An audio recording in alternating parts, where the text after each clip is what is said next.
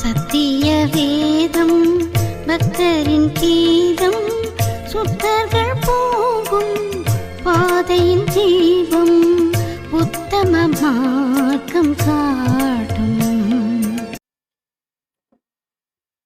கிறிஸ்துவுக்குள் பிரியமுள்ள சகோதர சகோதரிகளை, நம்முடைய பிதாவாகிய தேவனாலும் கர்த்தராகிய இயேசு கிறிஸ்துவினாலும் கிருபையும் சமாதானமும் உண்டாவதாக என்கிற அன்பின் வாழ்த்துக்களோடு, தேவனுடைய மிகுந்த கிருபையினாலே இந்த நல்ல நாளிலே நாம் ஒன்று சேர, தேவனுடைய மகா பரிசுத்தமான சகல பிரஸ்தாபத்தை பார்க்கலும் அவர் மகிமைப்படுத்தி வைத்திருக்கிற மேன்மை அருமையுமான அவருடைய வார்த்தைகளை தியானிக்கும்படியாக தேவன் கொடுத்த இந்த நல்ல வாய்ப்புக்காக அவருக்கும் அவருடைய குமாரருக்கும் மகிமையை செலுத்தி கொண்டு, அன்புக்குரிய சகோதர சகோதரிகளை, இன்னைக்கு நாம் பார்த்த அந்த ஆதார வசனம் எபிரேயர் 12:1. ஆகையால் மேகம் போன்ற இத்தனை திரளான சாட்சிகள் நம்மை சூழ்ந்து கொண்டிருக்க. அந்த திரளான சாட்சிகள் அப்படிங்கிறதுல தான் ஒரு சாட்சியை குறித்து இன்னைக்கு நாம் பார்க்க போகிறோம். அப்போ வேதத்துல பழைய ஏற்பாட்டு காலத்துல அநேக கதாபாத்திரங்கள் நமக்கு என்னவா இருக்காங்கன்னா, எச்சரிப்பு உண்டாக்குற வகையிலையும், நம்மளை நல்வழிப்படுத்தக்கூடிய வகையிலும், நமக்கு அநேக ஆலோசனைகள் தரக்கூடிய வகையிலையும் வேதத்துல கதாபாத்திரங்கள் இருக்கிறாங்க. அதுல விசேஷமாய் ஒரு கதாபாத்திரம் தான் இன்னைக்கு நாம் பார்க்க போகிறோம். பழைய ஏற்பாட்டு காலத்துல இருக்கிற ஒரு பெண்மணி. அவங்களுடைய பேர் என்ன அப்படின்னு சொல்லி நீங்க தான் சொல்லணும். பினேகாசின் மனைவி. பினேகாசின் மனைவியினுடைய பெயர் என்னன்னு உங்களுக்கு தெரியுங்களா? அப்ப பினேகாசின் மனைவி யாருன்னு தெரியணும்னா அதுக்கு முன்னாடி என்ன தெரியணுங்க? நமக்கு பினேகாசி யாருன்னு தெரியணும். சரிங்களா? வேதத்துல எத்தனை பினேகாஸ் இருக்காங்கன்னு தெரியுங்களா? என்னமோ நான் எல்லாம் தெரிஞ்ச மாதிரி உங்களை கேள்வி கேட்குறேன்னு நினச்சிக்காதீங்க. நானும் இந்த சப்ஜெக்ட் ரெடி பண்ணும்போது தெரிஞ்சுக்கிறது தான். சரிங்களா? அதனால அப்படி கேள்வி கேட்கும்போது தப்பாக எடுத்துக்க கூடாது. உங்களை உற்சாகப்படுத்துறதுக்காகவும் அடுத்து எதற்காகவும் இதை கேள்வி கேட்போங்க. நீங்கள் சோர்ந்து போகாமல் இருக்க, அப்புறம் முக்கியமான விஷயம் தூங்கிடாமல் இருக்க. சரிங்களா? அதனால நீங்கள் தப்பாக எதுவும் எடுத்துக்க கூடாது. அப்போ பினேகாஸ் அப்படிங்கும்போது வேதத்தில் நமக்கு தெரிஞ்ச பினேகாஸ் யாருங்க? ரொம்ப முக்கியமாக பிரபலமான ஒருத்தர் இருக்கிறார். ஓ, அவரு தான் ரொம்ப பிரபலமானவரா? நீங்க வேற ஒருத்தர் சொல்லுவீங்கன்னு நினைச்சேன். ஆமா, எலியாசருடைய மகன். நம்ம வசனம் வாச்சிடலாம். முதல்ல வேதத்துல பினேகாசுங்கிறது யார சொல்லியிருக்குன்னா 1 நாளாகமம் 6ஆம் அதிகாரம் 50வது வசனம். 1 நாளாகமம் 6:50. ஆரோனின் குமாரரில் எலேயாசார் என்பவனுடைய குமாரன் பினேகாஸ், இவன் குமாரன் அபிசுவா. இந்த பினேகாஸ் தான் ரொம்ப முக்கியமானவருங்க வேதத்துல, பிரபலமானவர் கூட. ஏன் அப்படின்னா, இந்த பீலேயாம் தீர்க்கதரிசி சபிக்க முடியாம என்ன பண்ணுவார்னா, ஒரு தவறான ஆலோசனை கொடுத்துட்டு போயிடுவார். ஏன்னா இந்த இஸ்ரேல் ஜனங்களை தேவனை ஆசீர்வதிக்கணும்னு நினைக்கும் போது வேற யாரும் அவரை என்ன பண்ண முடியாதுன்னா சபிக்க முடியாது. நானே விரும்பினாலும் அதை செய்ய முடியாது. ஆனா இந்த ஜனங்கள் தேவனை விட்டு விலகி போனா, தேவன் ஆசீர்வதிச்சிருக்கிற இந்த ஜனங்கள் தன்னை போல என்ன ஆயிடுவாங்க? தேவ கோபத்துக்கு ஆளாயிருவாங்க. தேவ கோபத்துக்கு இந்த ஜனங்கள் ஆளாகிற வரைக்கும் இந்த ஜனங்களை யாராலையும் எதுவுமே செய்ய முடியாது. நம்ம இந்த ஜனங்களை எதுவும் பண்ண முடியாது. வேணா தேவ கோபத்துக்கு இந்த ஜனங்களை ஆளாக்குறதுக்கு ஏதாவது காரியங்கள் செய்யலாம்னு ஆலோசனை கொடுத்துட்டு போயிடுறாரு. அப்ப தேவன் கோபப்படணும்னா இந்த ஜனங்களை என்ன பண்ணணும்? வேற வழிபாட்டுக்குள்ள இருக்கிற ஜாதி ஜனங்களை கொண்டு வந்து இவங்களோட மிங்கிள் பண்ணனா தேவனுக்கு கோபம் வந்துரும்னு சொல்லி அவர் அருமையா ஒரு ஆலோசனை கொடுத்துட்டு போயிடுறாரு. அப்போ உடனே இந்த ராஜா என்ன பண்ணுவார் அப்படின்னு சொல்லி பாத்தீங்கன்னா, பாலாக் இல்லைங்களா, அவர் என்ன பண்ணுவார்னா, மீதியானிய ஸ்திரீகளை இவங்க முன்னாடி கவர்ச்சியை காமிச்ச உடனே இஸ்ரேல்ல இருக்கிற வாலிபர்கள் அந்த பெண்களினுடைய அழகுல மயங்கி என்ன ஆயிடுவாங்கன்னா விழுந்து போயிடுவாங்க. இப்ப அந்த ஒரு பெரிய வாதை அந்த இடத்துல உண்டாகும். அந்த வாதையை தடுத்து நிறுத்தினவர் யார் தெரியுங்களா? இந்த பினேகாஸ். இவர் இன்னொரு வகையில சொல்லணும்னா ஆரோனினுடைய பிரதான ஆசாரியனாகிய ஆரோனினுடைய பேரன், எலேயாசாரினுடைய மகன். மிகப்பெரிய விசேஷத்துக்கு உரியவர் இந்த பினேகாஸ். இந்த பினேகாசினுடைய மனைவி யார் தெரியுங்களா? உங்களுக்கு எப்படி தெரியாதோ அதே மாதிரி எனக்கும் தெரியாது. ஏன்னா வேதத்துல இவங்களை பத்தி எந்த விதமான வார்த்தையும் இல்லை. இன்னொரு பினேகாசை பத்தி வேதத்துல சொல்லியிருக்கு. அதுதான் நீங்க சொன்னவரு. 1 சாமுவேல் 1ஆம் அதிகாரம் 3வது வசனம். 1 சாமுவேல் 1:3. அந்த மனுஷன் சீலோவிலே சேனைகளின் கர்த்தரை பணிந்து கொள்ளவும் அவருக்கு பலியிடவும் வருஷந்தோறும் தன் ஊரிலிருந்து போய் வருவான். அங்கே கர்த்தரின் ஆசாரியரான கேலியின் 2 குமாரராகிய ஓப்னியும் பினகாசும் இருந்தார்கள். இவங்களும் நமக்கு ஒரு அளவுக்கு தெரிஞ்சவங்க. ஆனா இவரை பத்தி நம்ம கேள்வி கேட்டோம்னா பதில் சொல்றதுக்கு வேதத்துல பதிவுகள் கம்மி. இப்ப ஏலியின் குமாரர் அதுல ஒருத்தர் யார் அப்படின்னு சொல்லி பாத்தீங்கன்னா பிணைகாஸ். ஓப்னி முதல் பேரா வர்றதுனால அவர் அண்ணனா இருக்கலாம். அண்ணனுடைய அதாவது தம்பியா வந்து இந்த பிணைகாஸ் இருக்கிறதுக்கு வாய்ப்புகள் இருக்கலாம். அப்ப ஏலியின் குமாரர் அப்படின்னு பார்க்கும்போது அதுல ஒருத்தர் பிணைகாஸ். இன்னும் வேற யாராவது வேதத்துல பிணைகாசன் இருக்காங்களா அப்படின்னு சொல்லி பார்க்கும்போது எஸ்ரா 8ஆம் அதிகாரம் 33வது வசனம். 4ஆம் நாளிலே அந்த வெள்ளியும் பொன்னும் பனிமுட்டுகளும் எங்கள் தேவனுடைய ஆலயத்தில் ஆசாரியனாகிய உரியாவின் குமாரன் மெரெமோத்தின் கையிலும் பினகாசின் குமாரன் எலெயாசாரின் கையிலும் எல்லாவற்றிற்கும் இருந்த நிறையின்படியேயும் நிறுத்து ஒப்புவிக்கப்பட்டது. இங்க நம்ம பார்க்கிறோம் பிணைகாசின் குமாரன் எலெயாசார்.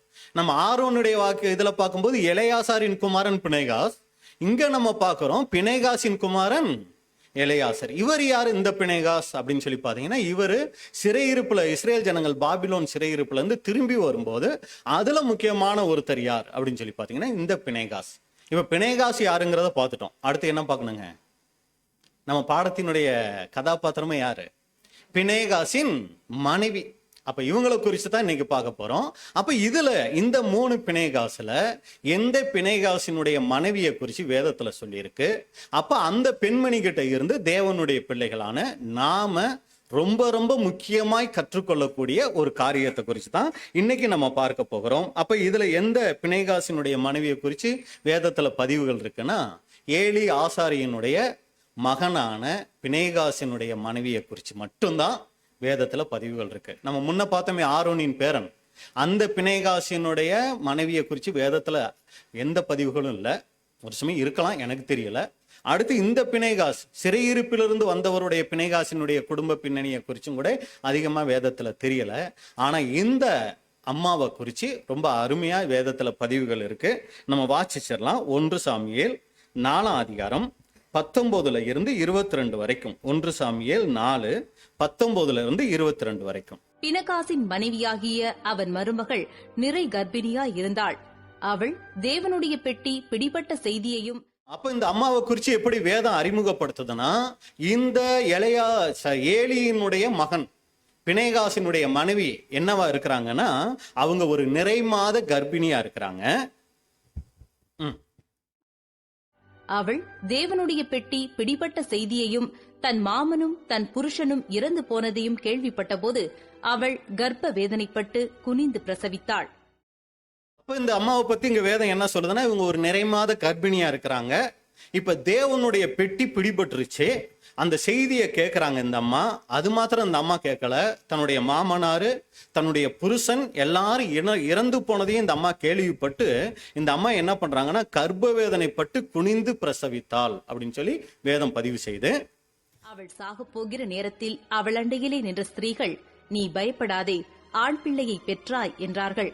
அவளோ அதற்கு ஒன்றும் சொல்லவும் இல்லை, அதன் மேல் சிந்தி வைக்கவும். அந்த அம்மா சாக போற நேரத்துல என்ன பண்றாங்கன்னா கூட இருந்த அந்த பெண்கள், பயப்படாதம்மா, நீ ஒரு ஆண் பிள்ளைய பெற்றெடுக்க போற அப்படின்னு கூட சொல்றாங்க. தேவனுடைய பெட்டி பிடிபட்டு அவளுடைய மாமனும் அவளுடைய புருஷனும் இறந்து போனபடியினால் அவள் மகிமை இஸ்ரவேலை விட்டு போயிற்று என்று சொல்லி அந்த பிள்ளைக்கு இக்கபோத் என்று பெயரிட்டாள். அப்ப பிறந்த பிள்ளைக்கு இந்த அம்மா சாக போற நேரத்துல கூட என்ன பண்றாங்க, ஒரு பேர் வச்சுட்டு என்ன பண்றாங்க அப்படின்னா இவங்க செத்து போறாங்க. தேவனுடைய பெட்டி பிடிபட்டு போனபடியினால் மகிமை இஸ்ரவேலை விட்டு விலகி போயிற்று. தேவனுடைய பெட்டி பிடிபட்டு போயிடுச்சு, அதனால மகிமை இஸ்ரேல் ஜனங்களை விட்டே போயிடுச்சுன்னு சொல்லி இந்த அம்மா முடிக்கிறாங்க. இவ்வளவுதான். இந்த கிட்டத்தட்ட 1, 2, 3 ஒரு 4 வசனங்கள்ல தான் இந்த அம்மாவை குறித்து செய்திகள் பதிவு செய்யப்பட்டிருக்கு. இதுக்கு முன்னாடியும் இந்த அம்மாவை குறித்து பதிவுகள் இல்லை, இதுக்கு பின்னாடியும் இந்த அம்மாவை குறித்து பதிவுகள் இல்லை. இந்த அம்மாவினுடைய பேரும் என்னங்க பதிவு செய்யப்படலை. அப்ப இந்த அம்மாவுடைய பேர் என்ன? மிஸ்ஸஸ் பிணைகாஸ் அப்படின்னு சொல்லி வச்சுக்கலாம். சரிங்களா? இப்ப இதை இன்னொரு மொழிபெயர்ப்புல, இப்ப சகோதரி வாசிச்சதை இன்னொரு மொழிபெயர்ப்புல நான் வாசிக்கிறேன் பாருங்க. அவருடைய மருமகளான பிணைகாசின் மனைவி நிறைமாத கர்ப்பிணியாக இருந்தாள். கடவுளின் பெட்டி கைப்பற்றப்பட்டதை பற்றியும் தன்னுடைய மாமனாரும் கணவனும் இறந்து போனதை பற்றியும் கேள்விப்பட்ட உடனே அதிர்ச்சியில் அவளுக்கு பிரசவ வலி வந்தது. அப்படியே வயிற்றை பிடித்து கொண்டு குனிந்தால் அவளுக்கு குழந்தை பிறந்தது. அவளுடைய உயிர் ஊசலாடி கொண்டிருந்த போது பக்கத்தில் நின்ற ஒரு பெண் அவளிடம், பயப்படாதே, உனக்கு ஒரு மகன் பிறந்திருக்கிறான் என்று சொன்னாள். ஆனால் அதை அவள் காதில் வாங்கவும் இல்லை, அதற்கு பதில் சொல்லவும் இல்லை அப்படின்னு சொல்லி இன்னொரு மொழிபெயர்ப்புல அங்க சொல்லியிருக்கு. இப்ப இந்த வசன பகுதிகளை வைத்துக்கொண்டு இந்த 4 வசனங்கள்ல இருந்து இந்த பெண்மணியை குறிச்சும் இவங்க வெளிப்படுத்திட்ட குணலட்சணங்களை குறிச்சும் அதுல தேவனுடைய பிள்ளைகளான நமக்குரிய பாடங்கள் என்ன அப்படிங்கறத குறித்து பார்க்கலாம். முதலாவது, இந்த அம்மா கிட்ட இருக்கிற சிறப்புகள். அதாவது ஒவ்வொருத்தர் வேத கதாபாத்திரத்துக்கிட்டையும் நீங்க பாத்தீங்கன்னா விசேஷித்த சிறப்புகள் இருக்கும். அது மற்ற எல்லார காட்டிலும் இவங்களுக்கு அது முக்கியத்துவம் வாய்ந்ததா இருக்கும். கடைசியா கூட நம்ம இந்த ஆரோன் ஆசாரியனை குறித்து பேசியிருந்தோம். யூடியூப்ல நீங்க எத்தனை பேர் பார்த்தீங்கன்னு தெரியல. அதுல எனக்கே ரொம்ப ஆச்சரியமான ஒரு சிறப்பு என்ன தெரியுங்களா? அந்த உடன்படிக்கை பெட்டியில என்னென்ன இருக்குங்க? ஆரோனின் துளிர்த்தக்கோல், மன்னா, அந்த கற்பலகை இல்லைங்களா? அப்ப இதுதான் 3 தான் இருக்கும். அதுல என்ன சிறப்பு தெரியுங்களா? நாங்க கேட்கலையே அப்படிங்கிறீங்களா? சரி, அதுல என்ன சிறப்புனா, அந்த உடன்படிக்கை பெட்டியை யாரும் தொட்டா செத்துருவாங்க. அதாவது அதை குறிப்பிட்டவங்க தவிர, தேவன் சொன்ன ஆசாரியர்கள் தவிர வேற யாரோ தொட்டா செத்துருவாங்க, திறந்து பார்த்தா செத்துருவாங்க. ஏன்னா வேதத்துல அதுக்கெல்லாம் ஆதாரங்கள் இருக்குது. இப்படியெல்லாம் இருக்குது. ஆனா அந்த உடன்படிக்கை பெட்டியில இருக்கக்கூடிய ஆரோனினுடைய சிறப்பு என்ன அப்படின்னா, அதுக்குள்ள ஆரோனுடைய பெயர் இருக்கு பாருங்க. கற்பலகை சொல்லுவோம், அடுத்து மன்னா சொல்லுவோம். அங்க யாருடைய பேரையாவது சொல்றோமா? ஆபிரகாமினுடைய மன்னா, இல்லைன்னா மோசையை எழுதிய கற்பலகை, இப்படியெல்லாம் பேர் சொல்ல மாட்டோம். ஆனா ஒண்ணுக்கு மட்டும் என்ன பேர் சொல்லி சொல்லுவோம். என்ன பேருங்க அது? ஆரோனின் துளிர்த்தக்கோல். ஆரோனுடைய பேர் அந்த பெட்டிக்குள்ள இருக்கு பாருங்க. அந்த மாதிரி அது இது எதுக்கு சொல்ல வந்தேன்னா, இது ஆரோனுக்கே இருக்கக்கூடிய ஒரு சிறப்பு. ராஜ்யத்துல வந்த உடனே அவரு சர்ட்டு போடுறவரா இருந்தா காலரை என்ன பண்ணுவாரு? தூக்கி விட்டுக்குவார். ஏன் அப்படின்னு, என்ன ஆரோன் அப்படின்னு சொல்லி கேட்டா என்ன சொல்லுவாரு? என் பேரு உடன்படிக்கை பெட்டிக்குள்ள இருக்கு தெரியுமா அப்படின்னு சொல்லி சொல்லுவார். அந்த மாதிரி இப்ப இந்த அம்மா கிட்ட இருக்கக்கூடிய சிறப்பு, இந்த பிணைகாசின் மனைவி கிட்ட இருக்கக்கூடிய சிறப்புகள் என்ன அப்படின்னு சொல்லி பாத்தீங்கன்னா, இவங்களுடைய ஆரம்பமே எப்படி ஆரம்பிக்குது தெரியுங்களா?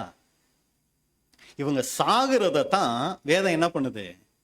ஆரம்பமாவே சொல்லுது. அவள் உயிர் ஊசலாடி கொண்டிருந்த போது, நம்ம இதுல பார்க்கும்போது அவள் சாகும் நேரத்தில் அப்படின்னு சொல்லி நம்ம அவள் சாக போகிற நேரத்தில்னு பாக்குறோம். அப்ப பாருங்க, ஒரு ஆரம்பமே என்ன ஆரம்பமா இருக்கு? ஒரு முடிவு இந்த அம்மாவினுடைய ஆரம்பமா அங்க சொல்லப்பட்டிருக்கு, வேதத்துல பதிவு செய்யப்பட்டிருக்கு. அப்ப இது இந்த அம்மாவுக்கே இருக்கக்கூடிய சிறப்பு. அடுத்து, இந்த அம்மாவினுடைய பெயர் வேதத்துல என்ன பண்ணலைங்க? பதிவு செய்யப்படல. அடுத்து, இவங்க கர்ப்பம் தரித்து நிறைமாதமா இருக்கும் போதுதான் அறிமுகமாகறாங்க. ஒரு ஆண் பிள்ளையை பெற்றெடுத்து கொஞ்ச நேரம் ஒரு ஆண் பிள்ளையை பெற்றெடுக்கிறாங்க, அதுக்கு ஒரு பேர் வைக்கிறாங்க. அந்த மாதிரி பேர் வேதத்துல வேற யாருக்காவது வச்சாங்களா? இப்ப ஆரோன்ங்கிற பேரு வேற இருக்கலாம். இப்ப பாருங்க, எலையாசருங்கிற பேரு மறுபடி வருது. பிணைகாசுங்கிற பேரு 3 தடவை வேதத்துல வந்திருக்கிறத பாக்குறோம். இந்த மாதிரி இக்கபோத்துன்னு வேற யாருக்காவது பேர் வச்சாங்களா? தெரியல. அப்படி இருக்கிற மாதிரியே நமக்கு தெரியல பாருங்க. அப்படி யாருமே வைக்காத ஒரு பேரை தனக்கு பிறந்த ஆண் பிள்ளைக்கு வச்சுட்டு இந்த அம்மா இறந்து போறாங்க. இது இந்த அம்மாவினுடைய ஒரு சிறப்பாக இருக்குது. அடுத்து, அந்த பேர் வைத்த உடனே இவங்க என்ன ஆகுறாங்கன்னா மரிக்கிறாங்க. இதெல்லாம் வேதத்துல மற்றவங்களுக்கு இருக்கிறதை காட்டிலும் இவங்களுக்கு இருக்கக்கூடிய ஒரு சிறப்பா இருக்கு. இப்ப நம்ம என்ன பண்ணலாம்னா, ஒரு சமயம் வேதத்தை ரெகுலரா படிக்காதவங்க, வேத பின்னணி ஒரு சமயம் தெரியாத புதிதா இருக்கிற சகோதர சகோதரிகளுக்காக கூட இதனுடைய பின்னணி என்னன்னு பார்த்துட்டு நம்ம இந்த சப்ஜெக்டுக்குள்ள போனோம்னா ரொம்ப பிரயோஜனமா இருக்கும். அப்ப இந்த பிணைகாசின் மனைவியை குறித்து இங்க பார்த்தோம் ஒரு சில வசனங்கள். அவங்க நிறைமாத கர்ப்பிணியா இருக்கிறாங்க.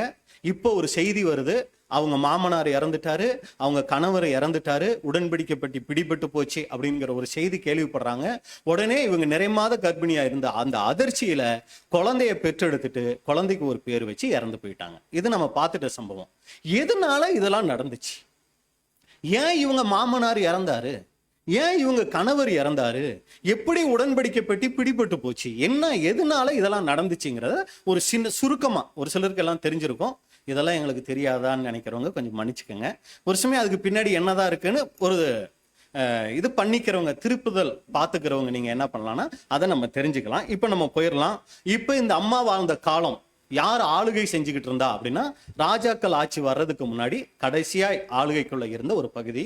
அப்ப அந்த இஸ்ரேல் ஜனங்களை நியாயாதிபதிகள் ஆளுகை செஞ்சுக்கிட்டு இருந்தாங்க. அந்த காலத்துல யார் அந்த இஸ்ரேல் ஜனங்களை ஆளுகை செஞ்சுட்டு இருந்தாங்கன்னா, ஏலி ஆசாரியன் தான். அவர் ஆசாரியனாவும் நியாயாதிபதியாவும் என்ன பண்ணிட்டு இருக்கிறாருன்னா, இஸ்ரேல் ஜனங்களை நியாயம் விசாரிச்சு வந்துட்டு இருக்கிறார். இப்ப இந்த ஏலியினுடைய மனைவி யார் அப்படின்னு சொல்லி பாத்தீங்கன்னா, வேதத்துல பதிவு இல்ல. ஆனா அவருக்கு பிறந்த 2 பிள்ளைகளை குறித்து தான் வேதத்துல பதிவு இருக்கு. நம்ம ஆரம்பத்திலே வசனம் பார்த்துட்டோம். யாருங்க அவங்க? ஓப்னி, பினேகாஸ். அப்ப இவங்க ஆட்சி செஞ்சுக்கிட்டு இருக்கிறாங்க. ஒரு பக்கம் ஏலி ஆசாரியன் இஸ்ரேல் ஜனங்களை நியாயம் விசாரிச்சுக்கிட்டு ஆசாரியனாவும் இருந்துகிட்டு இருக்கிறார். அவங்க பசங்க 2 பேரும் ஆசாரியர்களா இருந்துட்டு இருக்கிறாங்க. இந்த நேரத்துல பெலிஸ்தியர் இஸ்ரேல் ஜனங்களுக்கு விரோதமா யுத்தத்துக்கு வந்துட்டாங்க. இப்ப யுத்தத்துக்கு வந்த உடனே இஸ்ரேல் ஜனங்கள் யுத்தத்துக்கு போறாங்க. என்ன நடந்துச்சு வாசிக்கலாம். 1 சாமுவேல் 4ஆம் அதிகாரம் 1-2 வசனம். சாமுவேலின் வார்த்தை இஸ்ரவேலுக்கெல்லாம் வந்தது. இஸ்ரவேலர் பெலிஸ்தருக்கு விரோதமாய் யுத்தம் செய்ய புறப்பட்டு எபனேசருக்கு சமீபத்தில் பாளையமிறங்கினார்கள். பெலிஸ்தரோ ஆப்பெக்கிலே பாளையமிறங்கியிருந்தார்கள். ஜனங்களுக்கு விரோதமா பெலிஸ்தியர் யுத்தத்துக்கு வந்துட்டாங்க. இப்ப என்ன ஆயிடுச்சுன்னு சொல்லி பாத்தீங்கன்னா, எபினேசருக்கு சமீபத்துல இஸ்ரேல் ஜனங்கள் பாளையம் இறங்கிட்டாங்க. பெலிஸ்தர் ஆப்பேக் அப்படிங்கிற இடத்துல பாளையம் இறங்கிருக்கிறாங்க. 2வது வசனம் பார்க்கிறோம். பெலிஸ்தர் இஸ்ரேலருக்கு விரோதமாய் அணிவகுத்து நின்றார்கள். யுத்தம் அதிகரித்து இஸ்ரேலர் பெலிஸ்தருக்கு முன்பாக முறியடிக்கப்பட்டார்கள். தேவனுடைய ஜனங்கள் ஒரு பக்கம், புறஜாதி ஜனங்கள் ஒரு பக்கம். புறஜாதி ஜனங்களான பெலிஸ்தியர் தேவனுடைய ஜனங்களான இஸ்ரேல் ஜனங்களை என்ன பண்ணிட்டாங்கன்னா முறியடிச்சிட்டாங்க.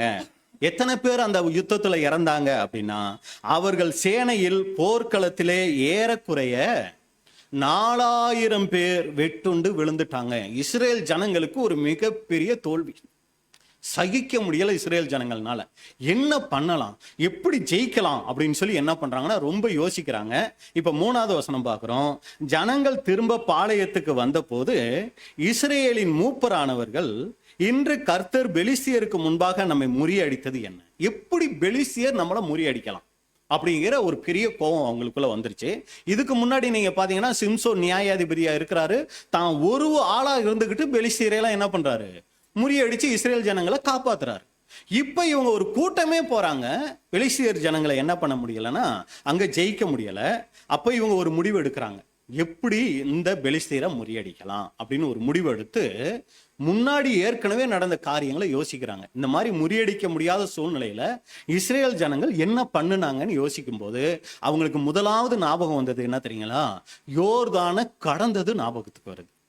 எப்படி இஸ்ரேல் ஜனங்கள் யோர்தானை கடந்து கானான் தேசத்துக்கு வந்தாங்கும் போது இவங்க தாத்தா பாட்டி இவங்களுக்கு சொல்லிட்டு போன விஷயம் என்ன அப்படின்னா, அங்க ஒரு 4 ஆசாரியர்கள் உடன்படிக்கையை தூக்கிட்டு, உடன்படிக்கை பெட்டியை தூக்கிட்டு போயிட்டு யோர்தான் நதியில காலு வச்ச உடனேயே யோர்தான் நதி என்னாச்சுங்க, ரொம்ப வேகமா புரண்டு ஓட ஆரம்பிச்சிருச்சு.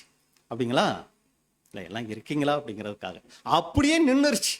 அப்போ உடனே என்ன ஆயிடுச்சுன்னா இஸ்ரேல் ஜனங்கள் அத்தனை பேரும் என்ன ஆயிட்டாங்கன்னா கடந்து போயிட்டாங்க.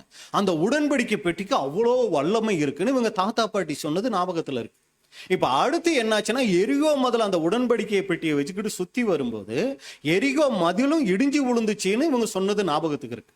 அப்ப உடன்படிக்கை பெட்டியோட போனா ஒரு மிகப்பெரிய வெற்றியை நம்ம பெறலான்னு அவங்க சொன்னது ஞாபகத்துல இருக்கிறதுனால இப்ப இவங்க என்ன பண்ணிட்டாங்க? நீதி வசனம் வாசிங்க,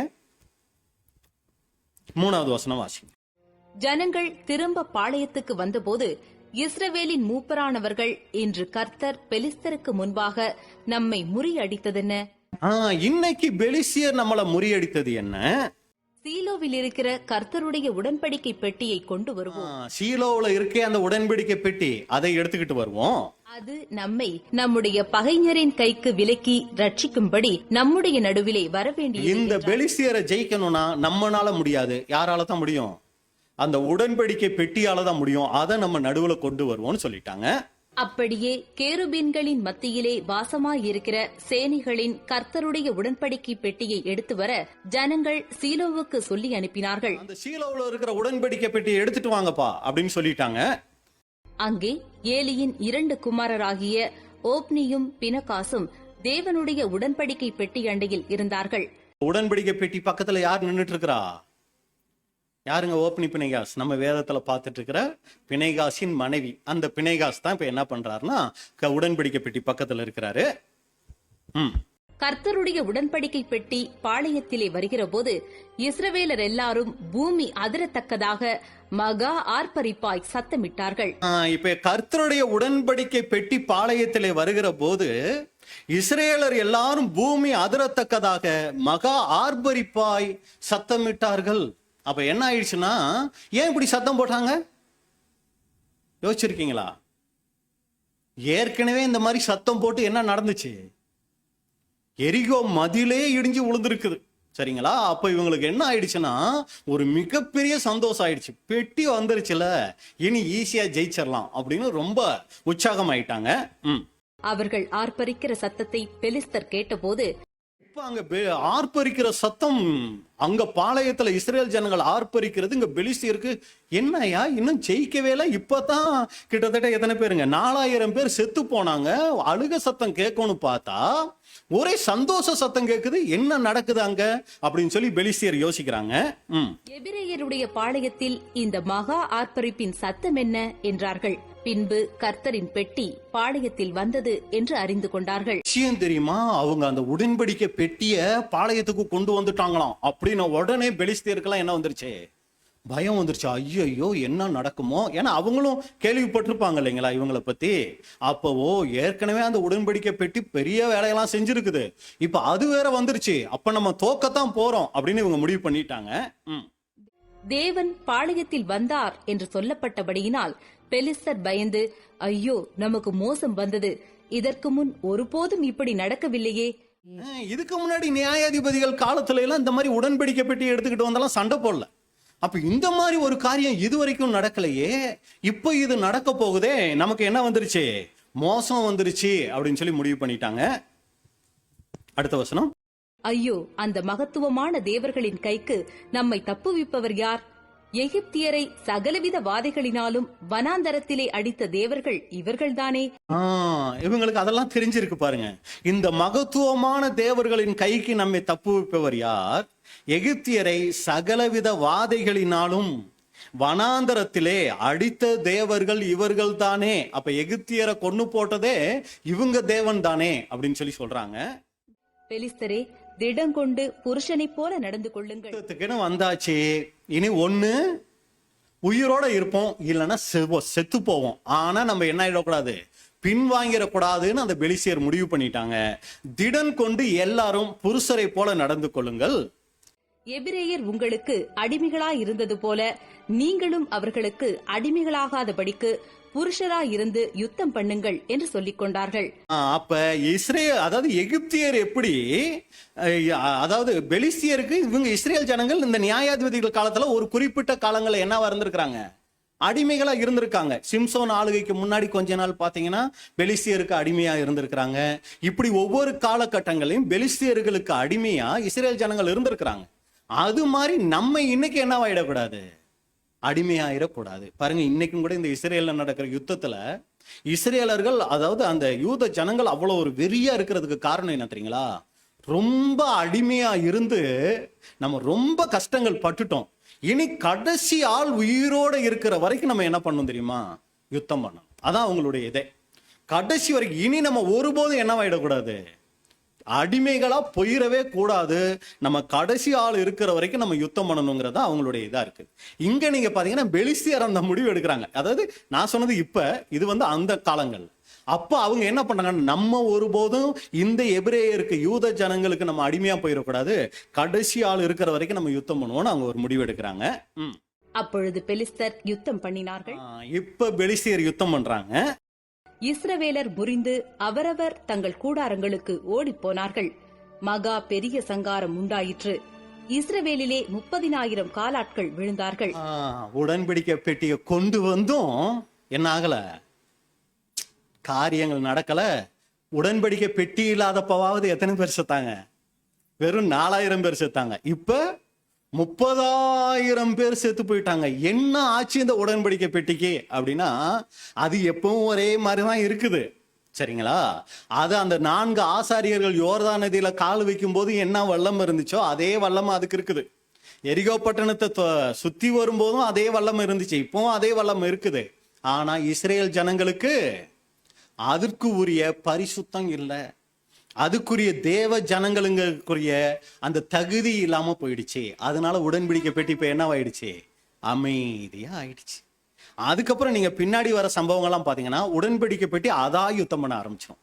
போய் தாகோன் கோவிலில் வைப்பாங்க, அந்த சிலை உடஞ்சி உழுகும், எடுத்துக்கிட்டு போவாங்க. நிறைய விஷயங்கள்லாம் இருக்கு. அது உடன்படிக்கை பெட்டினே தனியாக ஒரு சப்ஜெக்ட் நம்ம பேசியிருக்கிறோம், நீங்க ஃப்ரீயா இருந்தா பாருங்க. அப்ப எதுக்கு இதை சொல்ல வந்துட்டோம் அப்படின்னா, உடன்படிக்கை பெட்டிக்கு பவர் இருக்கிறது என்னமோ உண்மைதான், ஆனா கூட இருக்கிற ஜனங்களுக்கு அந்த தகுதி இல்லைன்னா ஒன்றும் செய்ய முடியாது. இதுல நமக்கு என்ன பாடம்? எங்களுக்கு இருக்கிற சத்தியம் மாதிரி அடிக்கடி நம்ம அதைத்தான்களே சொல்லிக்குவோம், நாங்க பெற்றிருக்கிற சத்தியம் மாதிரி இந்த உலகத்திலேயே எந்த கிறிஸ்தவங்களும் இவ்வளோ பெரிய சத்தியத்தை பெற்றுக்கொண்டது இல்லை அப்படின்னு நம்ம, அது ரொம்ப நல்லது, சந்தோஷமான விஷயம்தான். ஆனா அதுக்கு உரிய வாழ்க்கை நம்ம கிட்ட இல்லைன்னு வைங்களே, அந்த மிகப்பெரிய சத்தியத்தினால நீதியை நீங்களே சொல்லுங்களேன், எந்த பிரயோஜனமும் இல்லைங்க. ராஜ்யத்துல இவ்வளோ பெரிய சத்தியங்களை பெற்றுக்கொண்ட ஜனங்கள் தான் இவங்க. இவங்களை பார்த்தாலே பயப்படணும், ஆனா பயப்படுற மாதிரி இவங்க கிட்ட எந்த விதம் இல்லை அப்படிங்கிற மாதிரி இருந்துடக்கூடாது. சரி, இப்ப இதோட நம்ம அதை முடிக்கிறோம். அப்ப இதுதான் அன்புக்குரிய சகோதர சகோதரிகளே இதனுடைய பின்னணி. கீழே வசனங்கள் இருக்குங்களா? அடுத்த வசனம் வாசிருங்க, 11. தேவனுடைய பெட்டி பிடிக்கப்பட்டது, ஏலியின் 2 குமாரராகிய ஓப்னியும் பினகாசும் மாண்டார்கள். இப்ப என்ன ஆயிடுச்சு? பாளையத்துக்கு பெட்டி வந்துடுச்சு, 30,000 பேர் செத்து போயிட்டாங்க. அதோட சேர்ந்து பெட்டியை தூக்கிக்கிட்டு வந்ததுல முக்கியமான 2 பேர் யாருங்க? இந்த ஓப்னியும் பிணைகாசும் தான் பெட்டியவே தூக்கிட்டு வந்திருக்கிறாங்க. இவங்க 2 பேரும் கூட செத்து போயிட்டாங்க. அப்புறம் பென்யமீன் கோத்திரத்தானாகிய ஒருவன் படையிலிருந்து ஓடி தன் வஸ்திரங்களை கிழித்து தன் தலையின் மேல் புழுதியை வாரி போட்டுக்கொண்டு அன்றைய தினமே சீலோவுக்கு வந்தான். இந்த செய்தியை கேள்விப்பட்டுட்டு இப்ப பென்யமீன் கோத்திரத்தானாகிய ஒருத்தர் என்ன பண்றாருனா, வஸ்திரத்தை எல்லாம் கிழிச்சு தலையில புழுதியை போட்டுக்கிட்டு சீலோவுக்கு வர்றார். சீலோவுல தான் யார் இருக்கானா? ஏலி ஆசாரியன், இந்த பிணைகாசினுடைய மனைவி, எல்லாருமே அங்கதான் இருக்காங்க. இப்ப ஓடி வந்து அவர் என்ன சொல்றாருன்னா, அவன் வந்தபோது ஏலி ஒரு ஆசனத்தின் மேல் உட்கார்ந்து வழியை பார்த்து கொண்டிருந்தான். ஏலி உட்காந்து பார்த்துட்டு இருக்கிறாரு. யுத்தத்துக்கு போனாங்களே, ஏற்கனவே 3000 பேர் செத்து போனாங்க, இப்போ உடன்படிக்கை பெட்டியை வேற எடுத்துட்டு போயிருக்காங்களே, என்ன நடந்துச்சோ ஏது நடந்துச்சோன்னு அவர் பார்த்துக்கிட்டே இருக்கிறாரு. தேவனுடைய பெட்டிக்காக அவன் இருதயம் தத்தளித்துக் கொண்டிருந்தது. ஊரிலே செய்தியை அறிவிக்க அந்த மனுஷன் வந்தபோது ஊரெங்கும் புலம்பல் உண்டாயிற்று. அவர் சொல்றாரு, பெட்டி பிடிக்கப்பட்டுருச்சு, இஸ்ரேல் ஜனங்கள்ல 30,000 பேர் செத்து போயிட்டாங்கன்னு சொல்ல யார் யாரெல்லாம் போய் இறந்தாங்கன்னு நமக்கு தெரியாது இல்லைங்களா?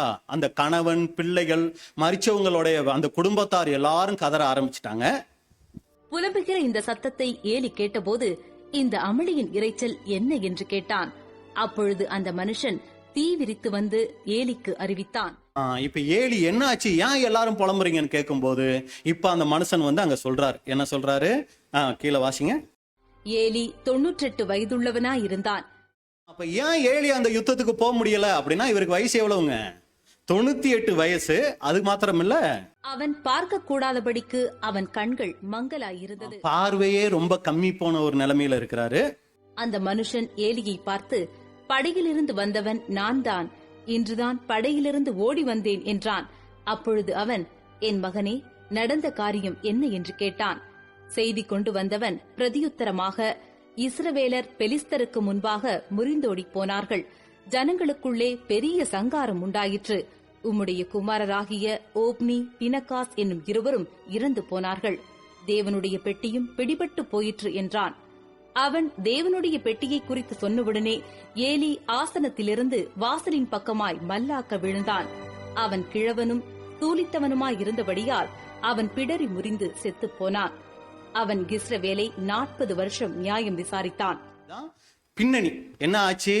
இஸ்ரேல் ஜனங்களை ஏலி ஆசாரிய நியாயம் விசாரிச்சுக்கிட்டு இருக்கிறாரு, கூட அவருடைய பசங்க ஓப்னி, பிணைகாசு நியாயம் விசாரிச்சுக்கிட்டு இருக்கிறாங்க. இப்போ ஒரு யுத்தம் வந்துருச்சு, பெலிஸ்தீர் யுத்தத்துக்கு வராங்க. அந்த யுத்தத்துக்கு இஸ்ரேல் ஜனங்கள் போனதுல 3000 பேர் என்ன ஆயிட்டாங்க? மறிச்சிடுறாங்க. மறுபடியும் உடன்படிக்கை பெட்டியை எடுத்துக்கிட்டு போய் யுத்தம் பண்ணும்போது ஓப்னி, பிணைகாசு இறந்துடுறாங்க. அதோட 30,000 பேர் இறந்து போயிட்டாங்க. பெட்டியும் பிடிபட்டு போச்சு. சரிங்களா? இந்த செய்தியை கொண்டு ஏலி ஆசாரியன்கிட்ட சொல்லும் போது அவர் ரொம்ப வயசாகி போயிருந்தாரு. அவரும் கீழே அப்படியே விழுந்து பிடரி முழிஞ்சு அவரும் இறந்துட்டாரு. இப்ப உங்க வீட்டுக்காரங்க இறந்துட்டாருமா, உங்க மாமனாரும் இறந்துட்டாரு, பெட்டியும் பிடிபட்டுங்கிற செய்திய பிணைகாசின் மனைவி கிட்ட சொல்லும் போது அந்த அம்மாவும் குனிஞ்சு பிரவேசிச்சு ஒரு ஆண் பிள்ளையை பெற்று இக்கபோத்துன்னு பேரும் வச்சுட்டு அந்த அம்மா என்ன ஆயிட்டாங்கன்னா இறந்துட்டாங்க. இதுதான் அன்புக்குரிய சகோதர சகோதரிகளே பிணைகாசின் மனைவியை குறித்து நம்ம பார்க்கிறதுனுடைய வேத பின்னணி. இப்பதான் என்ன பண்ண போறோம்னா இந்த அம்மாவை குறித்து நம்ம பார்க்க போறோம். இந்த அம்மா இப்ப நிறைமாத கர்ப்பமா இருந்து ஒரு குழந்தையை பெற்றெடுத்துட்டு மறிக்கிறாங்க. அப்ப இவங்க வெளிப்படுத்திட்ட இந்த குணலட்சணங்கள், இதுல நமக்கான பாடங்கள், இதை தான் பார்க்க போறோம். அப்ப முதல் காரியம், இந்த அம்மா பிணைகாசின் மனைவி கிட்ட நம்ம பார்க்கிற முதல் காரியம் என்ன அப்படின்னு சொல்லி பார்த்தீங்கன்னா, பெயர் சொல்லப்படாத பெண்மணி.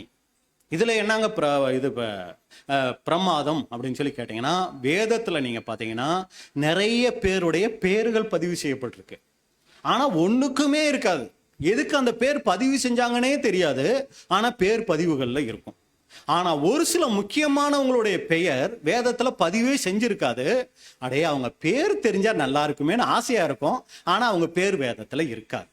அந்த வகையில நீங்க பார்க்கும்போது பேர் சொல்லப்படாத ஆனா மிகவும் ஒரு பின்பற்றக்கூடிய முன்மாதிரியான ஒரு பெண்மணி யாருன்னா இந்த பிணைகாசினுடைய மனைவி. இது போல வேதத்துல நம்ம நிறைய நேரத்துல சொல்லி இருக்கிறோம்.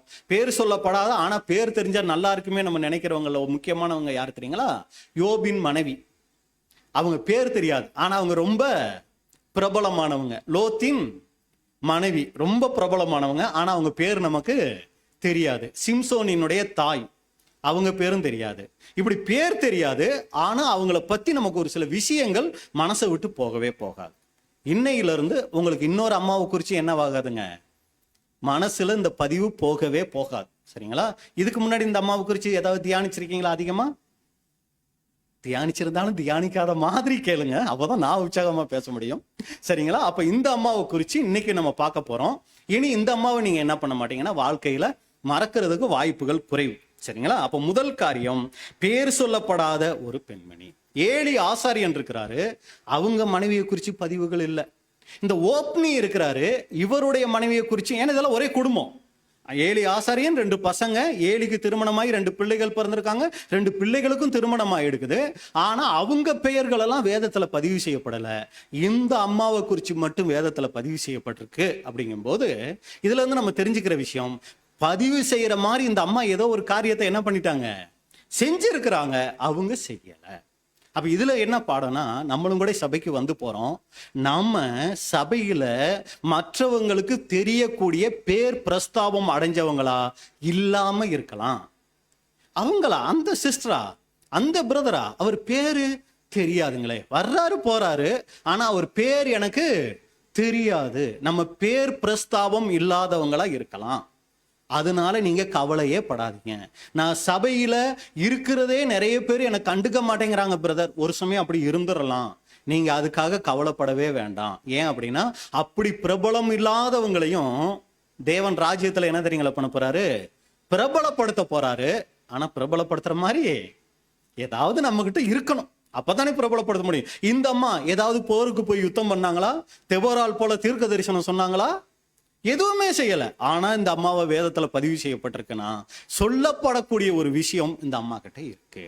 அப்ப நம்மளும் கூட ஏதோ தேவன் விரும்பத்தக்க வகையில ஒரு காரியம் நம்ம வாழ்க்கையில நடக்கும் போது அது மற்றவங்களுக்கு தெரியாம போகலாம், மற்றவங்க அதை மதிக்காம கூட இருக்கலாம்.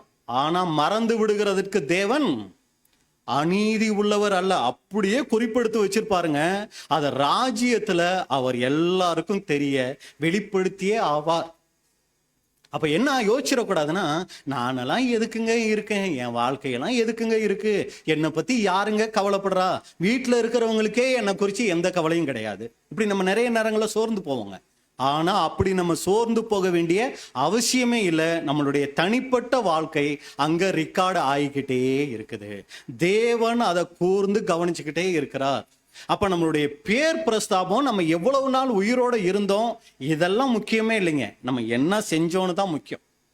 ஆதியாகமம் 5ஆம் அதிகாரத்தில் நீங்க பாத்தீங்கன்னா அதுல தான் சொல்லியிருக்கு, அதிகமாய் உயிர் வாழ்ந்த ஒரு மனிதனை குறிச்சு. யாருங்க அவரு? மெத்துசலா. எத்தனை வயசு? அது நீங்க ஏற்கனவே நான் சொல்லியிருக்கேன்னா இங்க தெரியல. மறக்காத வயசு. எப்படி அதை மறக்காம இருக்கிறது? 9 நேரா போட்டு அதே 9 திருப்பி போட்டு மறுபடியும் அதே 9 நேரா போட்டா அது அவருடைய வயசு. மறக்கவே மறக்காது. 969. அதுலயே அந்த அதிகாரத்திலே ரொம்ப குறைஞ்ச வயசுள்ள ஒருத்தர் வேதத்துல பதிவு செய்யப்பட்டிருக்கு. அது யாருங்க? அதிகம் தெரியும் பிரதர், குறைவு தெரியலங்கிறீங்களா? யாருங்க? ஏனோக்கு. ஏனோக்கு தான் அதுல கொஞ்சம் கம்மியான வயசு. எவ்வளவுங்க? 365.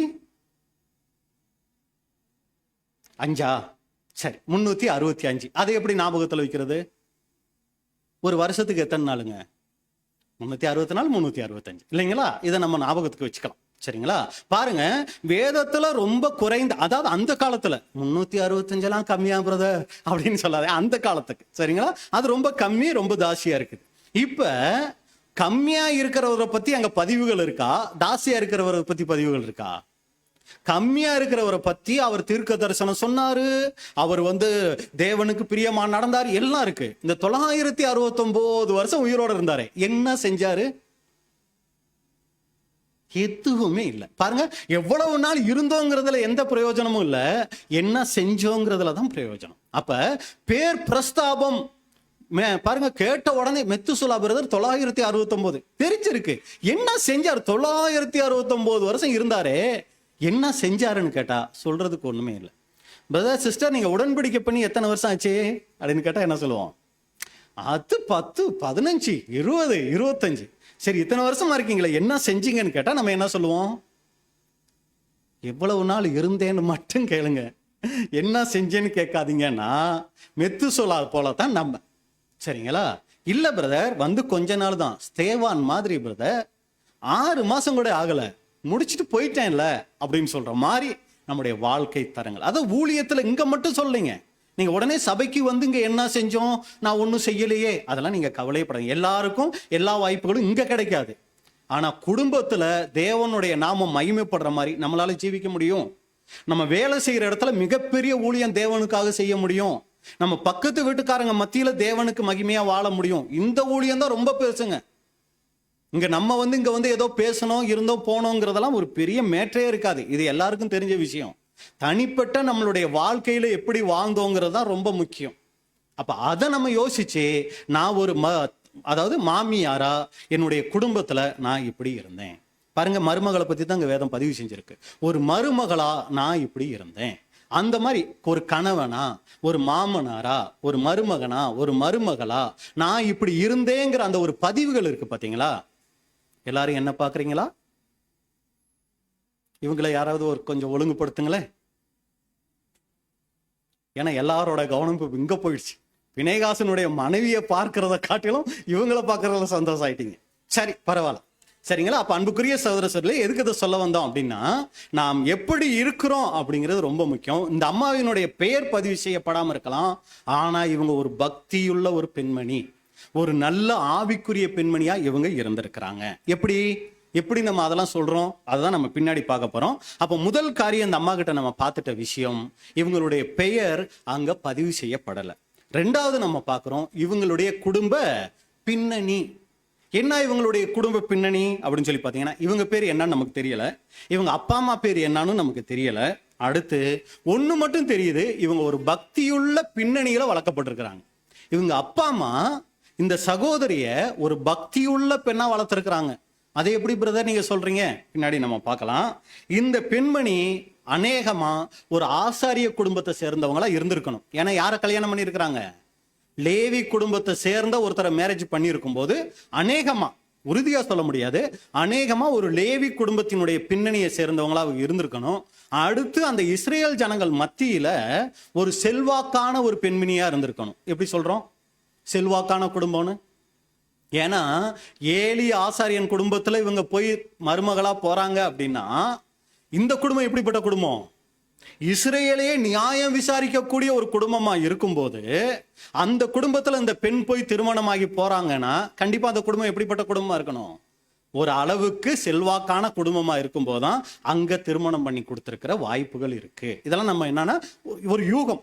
சரிங்களா? வேதத்துல பதிவுகள் இல்லை, ஆனா ஒரு யூகம் யூகிக்கிறோம். இவங்க லேவி குடும்ப கோத்திரத்தா இருந்திருக்கணும்.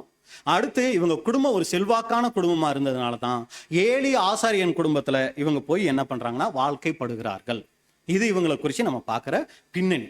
இப்ப அடுத்து இவங்க இப்ப என்ன ஆயிட்டாங்க, ஒரு குறிப்பிட்ட நாளில் பிணைகாசுக்கும் இந்த அம்மாவுக்கும் என்ன ஆயிடுச்சுங்க, ஒரு கற்பனைக்கு வந்துருங்க. பிணைகாசு எப்படி இருப்பாரு தெரியாது, ஒரு அளவு கற்பனை. இந்த அம்மா எப்படி இருப்பாங்க, நமக்கு தெரியாது. ஒரு கற்பனைக்கு வந்துருங்க. இப்ப 2 பேருக்கு என்ன ஆயிடுச்சு, ஒரு குறிப்பிட்ட நாள்ல திருமணம் ஆயிடுச்சு. இப்ப இந்த அம்மா அந்த குடும்பத்துக்கு வாழ்க்கைப்பட்டு போறாங்க. என்னென்ன கற்பனைகளோட போயிருப்பாங்க அப்படின்னா, இவங்க போற குடும்பம் ஒரு சாதாரண குடும்பமா? இஸ்ரவேலையே நியாயம் விசாரிக்கக்கூடிய ஒரு பிரதான ஆசாரியனுடைய குடும்பத்துக்கு வாழ்க்கைப்பட்டு போறாங்க. இவங்க திருமணம் பண்ண போறது சாதாரண ஆளா? யாருங்க? ஆசாரியர்கள். அந்த குடும்பத்துக்கு இந்த அம்மா இப்ப என்ன ஆகுறாங்கன்னா திருமணம் பண்ணி போறாங்க. அப்ப அன்னைக்கு இஸ்ரேல் தேசத்திலேயே ஒரு மிகப்பெரிய குடும்பம் ஏலி ஆசாரியனுடைய குடும்பம். இஸ்ரேல் ஜனங்கள் மத்தியிலேயே ஒரு மதிப்பான குடும்பம் ஏலி ஆசாரியனுடைய குடும்பம். சரிங்களா? அடுத்து பிரதான ஆசாரியனுடைய ஒரு குடும்பம், வெளிப்பார்வையில ஒரு நல்ல பக்தியுள்ள பின்னணி நிறைந்த ஒரு குடும்பம் ஏலி ஆசாரியனுடைய குடும்பம். ஆமா, ஏலி ஆசாரியன் பையனுக்கு பொண்ணு கேட்குறாங்க, திருமணமாய் போறியா? ஐயோ, அந்த குடும்பத்துக்கு போனா நான் இன்னும் ஆவிக்குரிய ஜீவிதத்தில் எப்படி இருப்பேன்? ரொம்ப நல்லா இருப்பேன். சரிங்கப்பா அப்படின்னு சொல்லி இந்த அம்மா என்ன ஆயிட்டாங்க, மேரேஜ் பண்ணி அந்த குடும்பத்துக்கு போயிட்டாங்க. இப்போ அந்த குடும்பத்தில் பெண்களை எல்லாம் விட்டுருங்க. ஏன்னா ஏலி ஆசாரியனுடைய மனைவி எப்படி இருந்தாங்கன்னு தெரியாது, ஓப்பினியுடைய மனைவி எப்படி இருந்தாங்கன்னு தெரியாது. நமக்கு தெரிஞ்சவங்களை மட்டும் வச்சு நம்ம தியானம் பண்ணலாம். ஏலி ஆசாரியன் யாருங்க இந்த அம்மாவுக்கு? எல்லாம் இருக்கீங்களாங்கிறதுக்காக டெஸ்ட் பண்ணேன். சரி, மாமனார் இந்த குடும்பத்துக்கு. இப்போ ஒரு குடும்பத்துக்குள்ள இந்த அம்மா வாழ்க்கைப்பட்டு போயிட்டாங்க.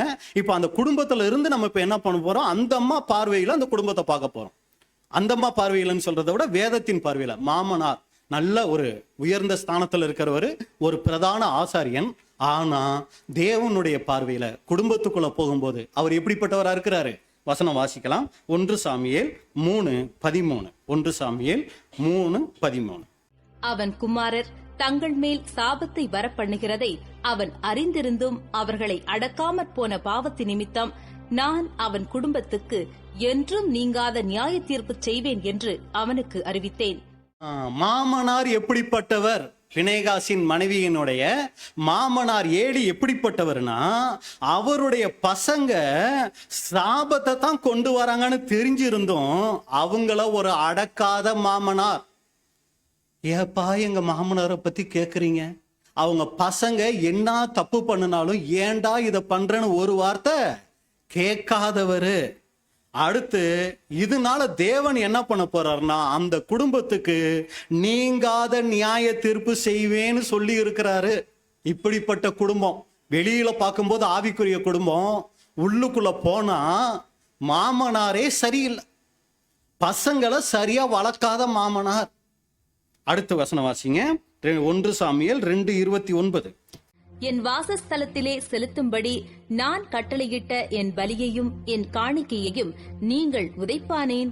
என் ஜனமாகி இஸ்ரவேலின் காணிக்கைகளிலெல்லாம் பிரதானமானவைகளைக் கொண்டு உங்களை கொழுக்க பண்ணும்படிக்கு நீ என்னை பார்க்கிலும் உன் குமாரரை மதிப்பானேன் என்கிறார். கொண்டு வர காணிக்கையெல்லாம் தேவனுக்குன்னு கொண்டு வரதையெல்லாம் இவங்களுக்குன்னு எடுத்துக்கிறாங்க. அப்பா நல்லவர் தான், ஆனா என்ன பண்ணிட்டார்னா பசங்களை கொஞ்சம் கூட கண்டிக்கல. நீ என்னை பார்க்கிலும் உன் குமாரரை மதிப்பானே. ஏலி, உனக்கு பசங்க முக்கியமா ஆண்டவர் முக்கியமானா? எனக்கு பசங்க தான் முக்கியம் அப்படிங்கிற ஒரு மாமனார் அந்த குடும்பத்தின் மாமனாரா அங்க இருக்கிறார். இப்ப யார பார்த்துட்டோம்? மாமனாரை பத்தி பார்த்துட்டோம். பினேகாசினுடைய மனைவிக்கு எப்படி இருந்திருக்கும்? பசங்க அப்படி இப்படி இருந்தாலும் மாமா பசங்களை கண்டிச்சு வளர்த்தக்கூடியவரா இருப்பாருன்னு நினைச்சா, மாமனாரே பசங்களை அவங்க இஷ்டத்துக்கு விட்டவரா, எதையும் கண்டுக்காதவரா, அடக்காதவரா இருக்கிறாரு. ஐயோ, மாமா இப்படி இருக்கிறாரு, வீட்டுக்காரர் எப்படி இருப்பாரு? வீட்டுக்காரரை குறிச்சு இப்ப பார்க்கலாம். 1 சாமுவேல் 2:12. ஏலியின் குமாரர் பேலியாளின் மக்களாயிருந்தார்கள், அவர்கள் கர்த்தரை அறியவில்லை. ஆண்டவருக்கு ஊழியம் செய்யக்கூடிய பிள்ளைகள் ஆண்டவரே யாருன்னு அது எப்படி ஆண்டவர்னு தெரியாம இருக்குமானா? தெரியும். ஆனா அந்த ஆண்டவருக்கு உரிய ஒரு வாழ்க்கையே வாழல. ஆண்டவர் யாருன்னு தெரிஞ்சா அதுக்குரிய வாழ்க்கை வாழணும் இல்லைங்களா? தெரியாதா? யாவே தெய்வம் தான் தெய்வம்னு தெரியாதா? தெரிஞ்சிருக்கும். ஆனா அந்த யாவே தேவனுக்குரிய வாழ்க்கை இவங்க கிட்ட அதை இயேசு கிறிஸ்து கூட சொல்லுவாரு, நீங்க உங்க பிதா யாருன்னு சொல்லிக்கிட்டு இருக்கீங்க, ஆனா உங்க பிதா யாரு? பிசாசும்பார். ஏன் அப்படின்னா அப்படிதான் அவங்களுடைய ஜீவியம் இருந்துச்சு. அப்ப இவங்க புறஜாதி ஜனங்களினுடைய நடவடிக்கைகள் எப்படி இருக்குமோ அப்படித்தான் இருக்கிறாங்க. இவங்க வாழ்க்கையில கொஞ்சம் கூட தேவ பக்தியே இல்லை. கர்த்தரை அறியாத ஒரு வாழ்க்கை இவங்க வாழ்றாங்க. அதை நம்ம வசனத்தில் பார்க்கிறோம் இல்லைங்களா? ஒன்றான மெய்தேவனாகிய உம்மையும் நீர் அனுப்பினவராகிய இயேசு கிறிஸ்துவையும் அறிவதே. சரிங்களா? இவங்க என்ன ஆகல, இங்க அறியல அப்படின்னா அதை பத்தி எந்த விதமான ஒரு முக்கியத்துவமும் இவங்க தேவனுக்கு கொடுக்காத ஒரு ஆட்களா இவங்க இருக்கிறாங்க. உள்ள வீட்டு குடும்பத்துக்குள்ள வந்தா வெளியில இந்த அம்மா நினைச்சு திருமணம் பண்ணி வந்தது மாமனாரு சூப்பர், அவர் பசங்க ஆசாரியர்கள், நம்ம அந்த குடும்பத்துக்கு போனா எப்படி இருப்போம், ரொம்ப சந்தோஷமா ரொம்ப சமாதானமா இன்னும் கூட ஆவிக்குரிய ஜீவிதத்துல வளரலாம்னு நினைச்சு உள்ள வந்தா மாமனார் சுத்தம். சரி, வீட்டுக்காரராவது நல்லா இருப்பாரானா? வீட்டுக்காரர்கிட்ட எங்க அந்த உபாகமம் 8ஆம் அதிகாரம், உபாகமமா அது எங்க இருக்கு புரிஞ்சுக்கிறதுக்காக சொல்றேன், அந்த மாதிரி இருக்கிறாரு அவரு. ஆனா என்ன பண்ணிக்கிட்டு இருக்கிறாரு, முக்கியமா ஊழியம் செஞ்சுக்கிட்டு இருக்கிறாரு. பெரிய அதிர்ச்சி. அடுத்து பாருங்க, இன்னும் அந்த அம்மாவுக்கு மிகப்பெரிய அதிர்ச்சி என்னன்னா, அடுத்த வசனம் தான் 1 சாமுவேல் 2:22. 17 வாசிங்க. 17. ஆதலால் அந்த வாலிபரின் பாவம் கர்த்தருடைய சந்நிதியில் மிகவும் பெரிதாயிருந்தது. மனுஷர் கர்த்தரின் காணிக்கையை வெறுப்பாய் எண்ணினார்கள். இந்த வாலிபர்கள் செய்கிற அந்த பாவம் கர்த்தருடைய சந்நிதியில ரொம்ப பெருசா இருக்கு. தேவ பயம் கொஞ்சம் கூட கிடையாது. நம்ம புரிஞ்சுக்கிறதுக்காக சொல்றேன். புல்பிட்ல வந்து நிக்கிறாங்க, ஊழியம் செய்யறாங்க, ஆனா தேவன் யாருன்னே தெரியாது, தேவ பயமே சுத்தமா இல்லை. அடுத்து, மனுஷர் கர்த்தரின் காணிக்கையை வெறுப்பாய் எண்ணினார்கள். ஏன் ஆலயத்துக்கு போறோம், எதுக்கு காணிக்கை கொடுக்கணும்னு நினைக்கிறாங்க. இதெல்லாம் கூட பரவாயில்லைங்க. அடுத்துதான் அவங்களுடைய மிகப்பெரிய பாவம். 22 வாசிங்க. ஏலி மிகுந்த கிழவனாய் இருந்தான். அவன் தன் குமாரர் இஸ்ரவேலுக்கெல்லாம் செய்கிற எல்லாவற்றையும் அவர்கள் ஆசரிப்பு கூடாரத்தின் வாசலில் கூட்டங்கூடுகிற ஸ்திரீகளோடே சயனிக்கிறதையும் கேள்விப்பட்டு, இதுதான் மிகப்பெரிய பாவம். ஆசரிப்பு கூடாரத்தின் வாசலில் கூட்டம் கூடுகிற ஸ்திரீகளோட சயனிக்கிறதையும் கேள்விப்பட்டு விபச்சாரம் மோகம் நிறைஞ்சி கிடக்குறாங்க இந்த பசங்க. வீட்டுக்காரர் எப்படிமா பிணைகாசின் மனைவியை கேட்டா, மாமனாரும் சரியில்லை, வீட்டுக்காரரும் ரொம்ப மோசம், அதுல காணிக்கையெல்லாம் கூட கொஞ்சம் சரி ஓகேனாலும் எனக்கே அவர் எப்படிப்பட்டவரா இருக்கிறாரு, துரோகம் பண்ணக்கூடியவரா இருக்கிறாருப்பா அப்படின்னு இந்த அம்மா என்ன பண்ணிருப்பாங்க, அவங்க அப்பா அம்மா கிட்ட சொல்லி ஓன்னு அழுதுருப்பாங்க இல்லைங்களா? அவங்களாம் இருக்காங்களா நமக்கு வேதத்துல தெரியல, வேதத்துல இல்லை, ஆனா பின்னணியில கண்டிப்பா இதெல்லாம் இருக்கிறதுக்கு வாய்ப்புகள் அங்க இருக்குது அப்படின்னு கூட பார்க்கிறோம். இப்ப இந்த பிணைகாசின் மனைவியை குறித்து நினைச்சு பாருங்க. ஒரு குடும்பத்துக்கு வாழ்க்கப்பட்டு வந்துட்டாங்க, ஆனா ஆவிக்குரிய குடும்பம்னு வந்த இடத்துல மிகப்பெரிய அதிர்ச்சி அந்த அம்மாவுக்கு. மாமனாரும் மோசம், கட்டுன கணவனும் அங்க மோசமா இருக்கிறாரு, அண்ணங்காரராவது கொஞ்சம் நல்லா இருப்பாரு, அவர்கிட்ட சொல்லி ஏதாவது பார்க்கலானா அவர் அதை விட மோசமா இருக்கிறாரு. இவங்கனால ஒன்றும் செய்ய முடியல. முன்னாடியே தெரிஞ்சிருந்தா தவிர்த்திருக்கலாம் மேரேஜ் பண்ணாம. இப்ப மேரேஜ் பண்ணி உள்ள வந்தாச்சு, என்ன பண்ண முடியும்? இவங்களுடைய திருமண வாழ்க்கை எந்த அளவுக்கு இன்பம் உள்ளதா மகிழ்ச்சி உள்ளதா இருந்திருக்கும் நம்ம நினைச்சு பார்க்கணுங்க. அப்ப இதுல நமக்கு என்ன பாடம்? இதை தாங்க பாடம். இன்னைக்கு இந்த அம்மாவை குறித்து பார்க்கிறதே இதுக்காக தான் நம்ம பார்க்கிறோம். என்ன அப்படின்னு சொல்லி பார்த்தீங்கன்னா, இன்னைக்கு நம்மளுடைய சகோதர சகோதரிகள் மட்டும் சொல்ல, சகோதர சகோதரிகளினுடைய வாழ்க்கையில இப்படி ஒரு சில நேரங்களில் இது போன்ற அதிர்ச்சிகள் நடக்கிறதுக்கு வாய்ப்புகள் இருக்கு. வெளி பார்வையில அநேக குடும்பங்கள் ஆவிக்குரிய குடும்பங்களா தெரியுறாங்க. உள்ள சபைக்குள்ள வந்து போறதை நம்ம பார்த்து இவங்க ஒரு நல்ல ஆவிக்குரிய குடும்பம்னு நம்ம நினைச்சிடறோம். அது சகோதரனா இருக்கலாம், சகோதரியா இருக்கலாம். ஏன்னா சகோதரியை பார்க்கறதுனால சகோதரியை மட்டும் நம்ம இங்கே யோசிக்க வேணாம், சரிங்களா? அது சகோதரர்களாகவும் இருக்கலாம், சகோதரிகளாகவும் இருக்கலாம். நல்ல ஆவிக்குரியவங்கன்னு நினைச்சு நம்ம வெளிப்பிரகாரமா பார்க்கிறோம்.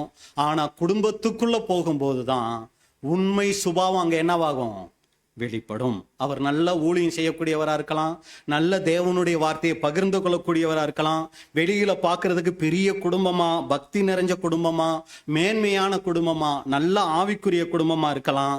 ஆனா குடும்பத்துக்குள்ள போய் பார்த்தா இன்னைக்கு அநேக சகோதரர்கள் எப்படி தெரியுங்களா இருக்கிறாங்க, முழுக்க முழுக்க உலகம் பேலியாளின் மக்கள் அப்படிங்கிற மாதிரி இருக்கிறாங்க. தவறான நடத்தை உள்ள கணவனா இருக்கிறாங்க, கொஞ்சம் கூட தேவ பயம் இல்லாதவங்களா இருக்கிறாங்க. பொருள் ஆசை, அதான் ஒருத்தர் நமக்கு காதுக்கு நமக்கு நேரடியாவே சொன்ன ஒரு விஷயம்.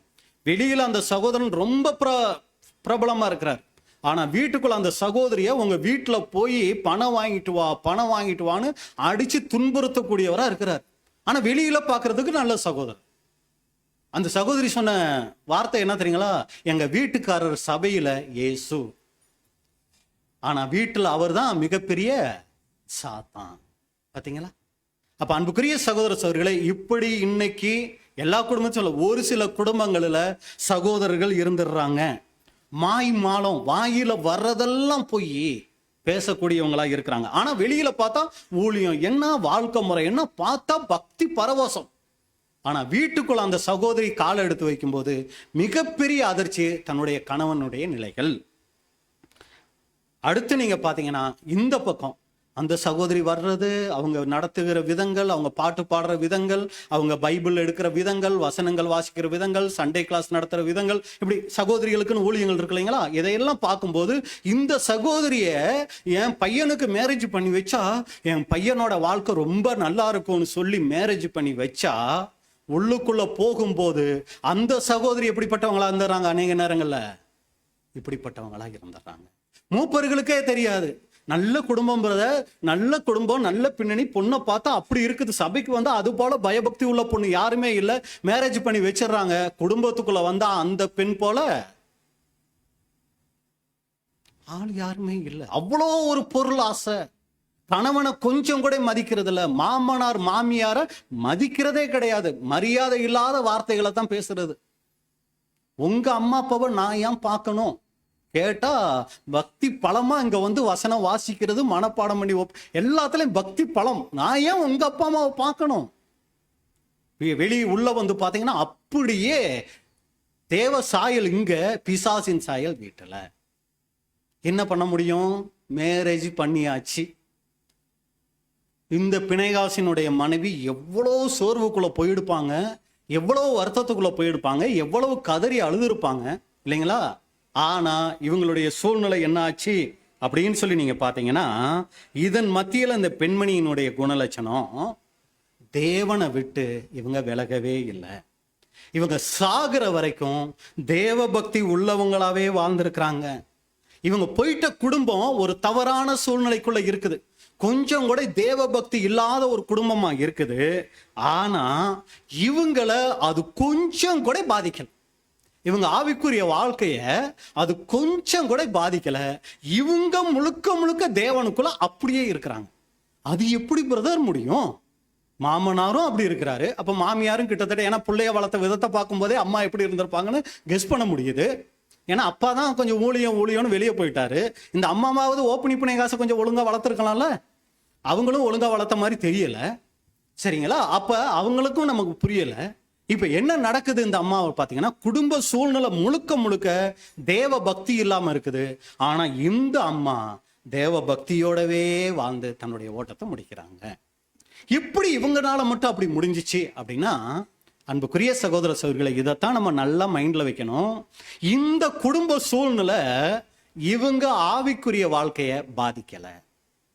அதான் ரொம்ப முக்கியமா அங்க கவனிக்கணும். இந்த அம்மாவை ஏன் வேதத்துல கதாபாத்திரமா தேவன் இந்த வசனங்களை நமக்கு பதிவு பண்ணி கொடுத்துருக்கிறார்னா, இன்னைக்கு அநேகர் நம்ம சகோதர சகோதரியுடைய வாழ்க்கையில இப்படி இருந்துடலாம். பிரதர், மேரேஜ் பண்ற வரைக்கும் ரொம்ப நல்லா இருந்தேன் பிரதர், மேரேஜ் பண்ணி அந்த சிஸ்டர் மேரேஜ் பண்ணி வீட்டுக்கு வந்தாங்க பிரதர், குடும்பத்துல சமாதானம் போயிடுச்சு, என் ஊழியம் போயிடுச்சு, எல்லாமே போயிடுச்சு, ஆண்டவரோட இருந்த ஐக்கியமே போயிடுச்சுன்னு இன்னைக்கு சகோதரர்கள் கும்பிடக்கூடியவங்க இருக்கலாம். அதே மாதிரி பிரதர், நான் எங்க அப்பா அம்மாவோட இருக்கிற வரைக்கும் நல்லா ஸ்பிரிச்சுவலா இருந்தேன், இந்த ஃபேமிலிக்கு நான் மேரேஜ் ஆகி போனேன் பிரதர், என் ஆவிக்குரிய வாழ்க்கையே போயிடுச்சு பிரதர்னு சொல்லக்கூடிய சகோதரிகள் இருக்கலாம். அவங்களுக்கு தான் இந்த சகோதரி ஒரு மிகப்பெரிய முன்மாதிரியா இருக்கிறாங்க. எந்த வகையில அப்படின்னா, எங்க மாமனார் அப்படி இருக்கலாம், எங்க கணவன் நடத்த கெட்டவரா இருக்கலாம், என் சூழ்நிலையே மோசமா இருக்கலாம், ஆனா நான் தேவன் மேல வைத்திருக்கிற அந்த விசுவாசத்தை இது எதுவுமே பாதிச்சிடக்கூடாது. அப்ப எது இந்த அம்மாவை சந்தோஷப்படுத்திருச்சு? பொதுவா குடும்பத்துல இதானே சந்தோஷப்படுத்தணும். கணவன் நல்லவரா இருந்தா சந்தோஷமா இருக்கலாம், சூழ்நிலைகள் நல்லா இருந்தா சந்தோஷமா இருக்கலாம், எல்லாமே சீர்கெட்டு இருக்கும் போது இந்த அம்மாவை எது சந்தோஷப்படுத்துச்சுன்னா, அன்புக்குரிய சகோதர சகோதரிகளே, தேவ சமூகம் தான் இந்த அம்மாவை முழுக்க முழுக்க சந்தோஷப்படுத்தி வச்சுக்கிச்சு. இந்த அம்மா வேற எதுலையுமே தன்னுடைய சந்தோஷத்தை தேடல. இருந்திருக்கலாம். இல்ல சரி எனக்கு எது சந்தோஷமோ அதை சந்தோஷமா நான் ஆக்கிக்கிறேன்னு சொல்லி தேவனுடைய சமூகத்தை இந்த அம்மா சந்தோஷமா மாத்திக்கிட்டாங்க.